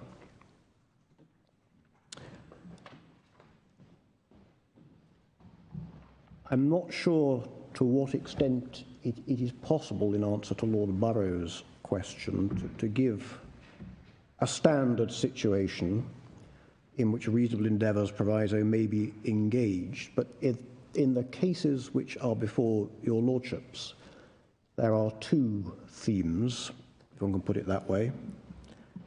First is strikes.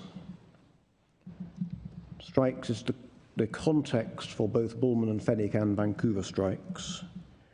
And in the B&S contractors case, and also in the Channel Island Ferries case, attempts to rely on force majeure clause, stroke exceptions clauses failed because it was held that the party seeking to rely had failed reasonably to deal with a strike by its employees. In B&S contractors, the strike could reasonably have been avoided by taking the advance payment and paying the employees off.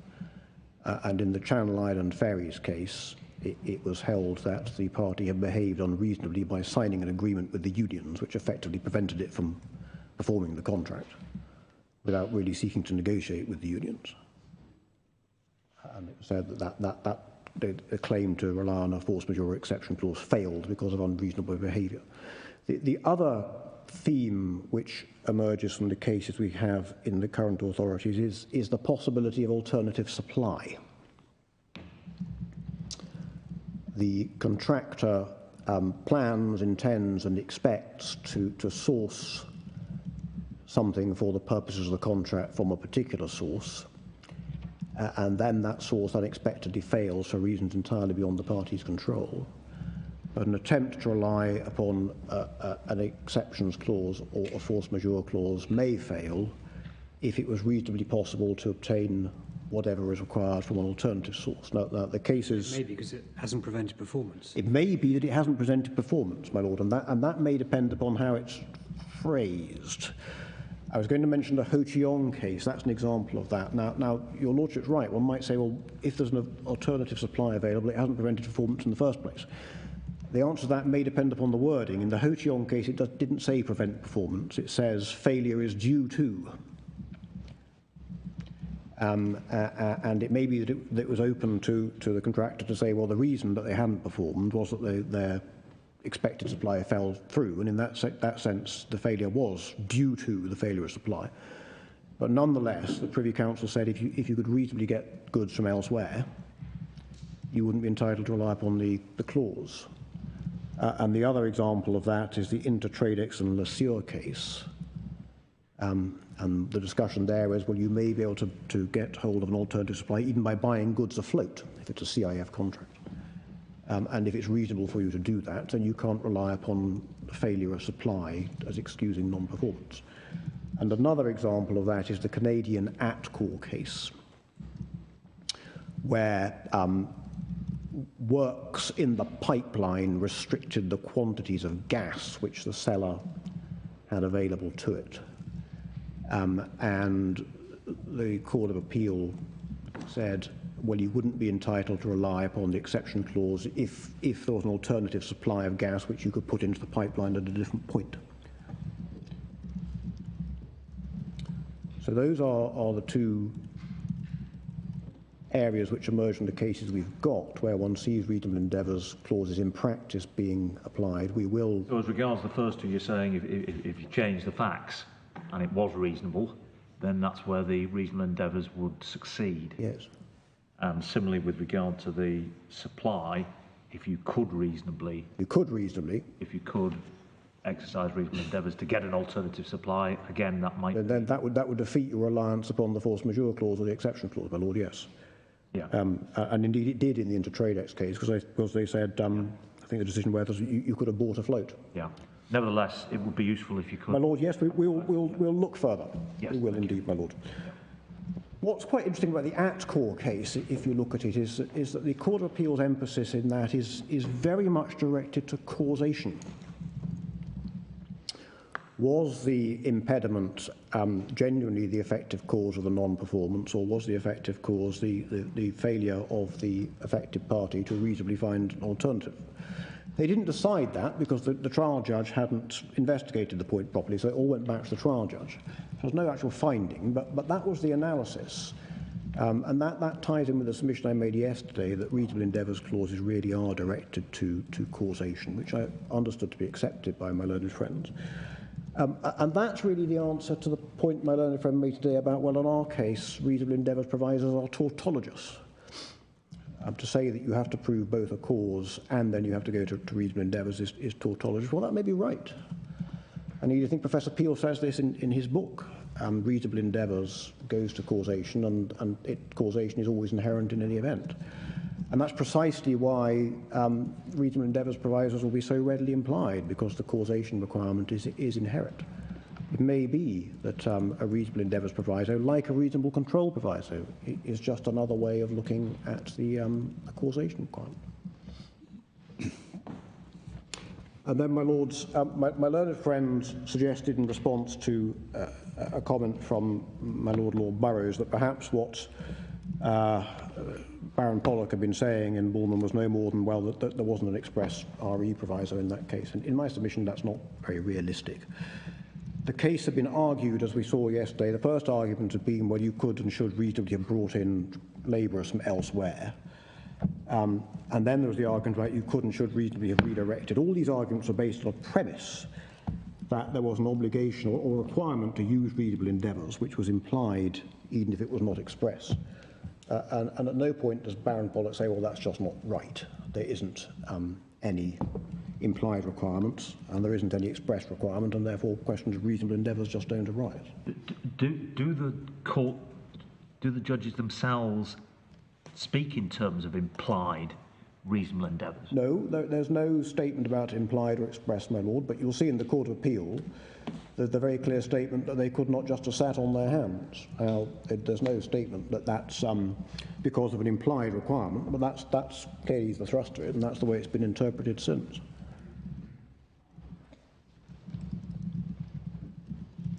Sorry, when you say it's been interpreted since? If you look at the authorities which we rely upon, the textbooks which we rely upon for the implication of reasonable endeavours clauses, yes, The first thing they all cite is Bullman and Fenwick. Can I ask you this question? You're putting forward on your submission, very clear blanket rule, one might say, that one is not required in exercising reasonable endeavours to accept non-performance. My lord, yes. It was put, I think, against you that this doesn't admit of any exceptions on the case you're putting forward. Is it therefore the case that however trivial the non-performance might be, nevertheless it's caught within your principle? Let's assume that what the facts here were not as we've got them, but that there was an offer to pay in dollars, but 1 day later than the contract set out. What would you then say? My lord, I would say the same applies. Now, just to clarify, I do not advocate for a rule or a substantive principle of law. What I advocate for is something which is either an application of or akin to, it doesn't matter, of the Gilbert-Ash principle. We do not say you cannot contract out of contractual rights. That would be absurd. What we say is what Lord Justice Arnold said. It should you should not be taken to have done it unless there are clear words. It is a rule of construction. It's principle of construction, my lord. It either is an application of, or if it's not an application of, it's analogous to Gilbert-Ash. It is not an absolute substantive rule of law. We do not argue for that. But if there are not clear words and non-contractual performance is off the table, then the answer to my lord is it's off the table. Because if you start getting into, what is it, de minimis or technical or whatever one likes to call it, then you immediately introduce an element of uncertainty, which, as Professor Peel has said, is undesirable in commercial contracts. So we look at the contract, what it requires, and any, even be it so slight, deviation from that, the party that's affected is entitled to say, no, I'm not accepting that. Because that's the bargain the parties have signed up to, my lords, and they are entitled to their rights. That is what Baron Pollock's principle is, and I submit it's a good principle. It's a question of right. Parties are entitled to their rights. They are not required to give them up unless they have agreed to do so. They should not be taken to have agreed to do so unless there are clear words. And that is not, in my submission, undermined by the, quote, absurd anomaly, which my learned friend referred to on a number of occasions, where she says, well, why is it that a reasonable endeavours proviso may require you to take expensive or inconvenient steps, but as soon as variation or non-contractual performance comes along, you don't have to take steps even if they're easy and cheap? And the answer, again, is that's because that's the bargain. You have contracted to perform your contractual obligations.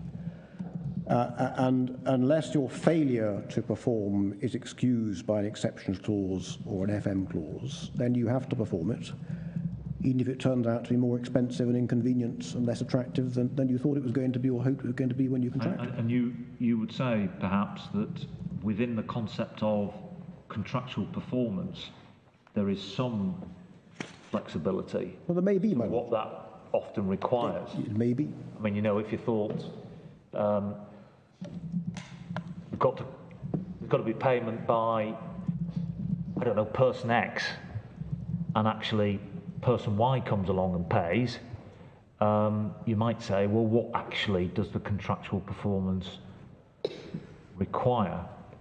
And in that sense, you're talking about whether the other party is bound to accept it, I suppose. You might do, my lord. One of the cases which is cited by my learned friend is, I can't remember the name, but the case in which there's a judgment of Lord Drummond Young, and one of the issues in that was it talked about postal delivery, and there was a question about, well, does that in the modern world, does that include delivery by, I think, DX? And they said, yes, it does. And you're right, the question there was not overcoming by reasonable endeavour, it was a question of identifying what the performance is. And there may be scope for argument about whether a performance is contractual or not. But in my submission, once you've decided it's not, then unless, by clear words, the R reasonable endeavours proviso extends to non-contractual performance, then it doesn't extend to non-contractual performance. And we do submit that that's not a striking or surprising or novel proposition. It just reflects the common sense behind Gilbert Ash, that you don't expect people to give up their contractual rights unless they have said so. And as I said in beginning yesterday, they haven't said so here. That's the starting point for this case. It's simply silent on the point. And in a sense, the question before your lordships is, well, where do we go from here? And our submission is, well, where you go from here is the party shouldn't be presumed to have given up rights unless they said so, and they haven't said so. Thank you.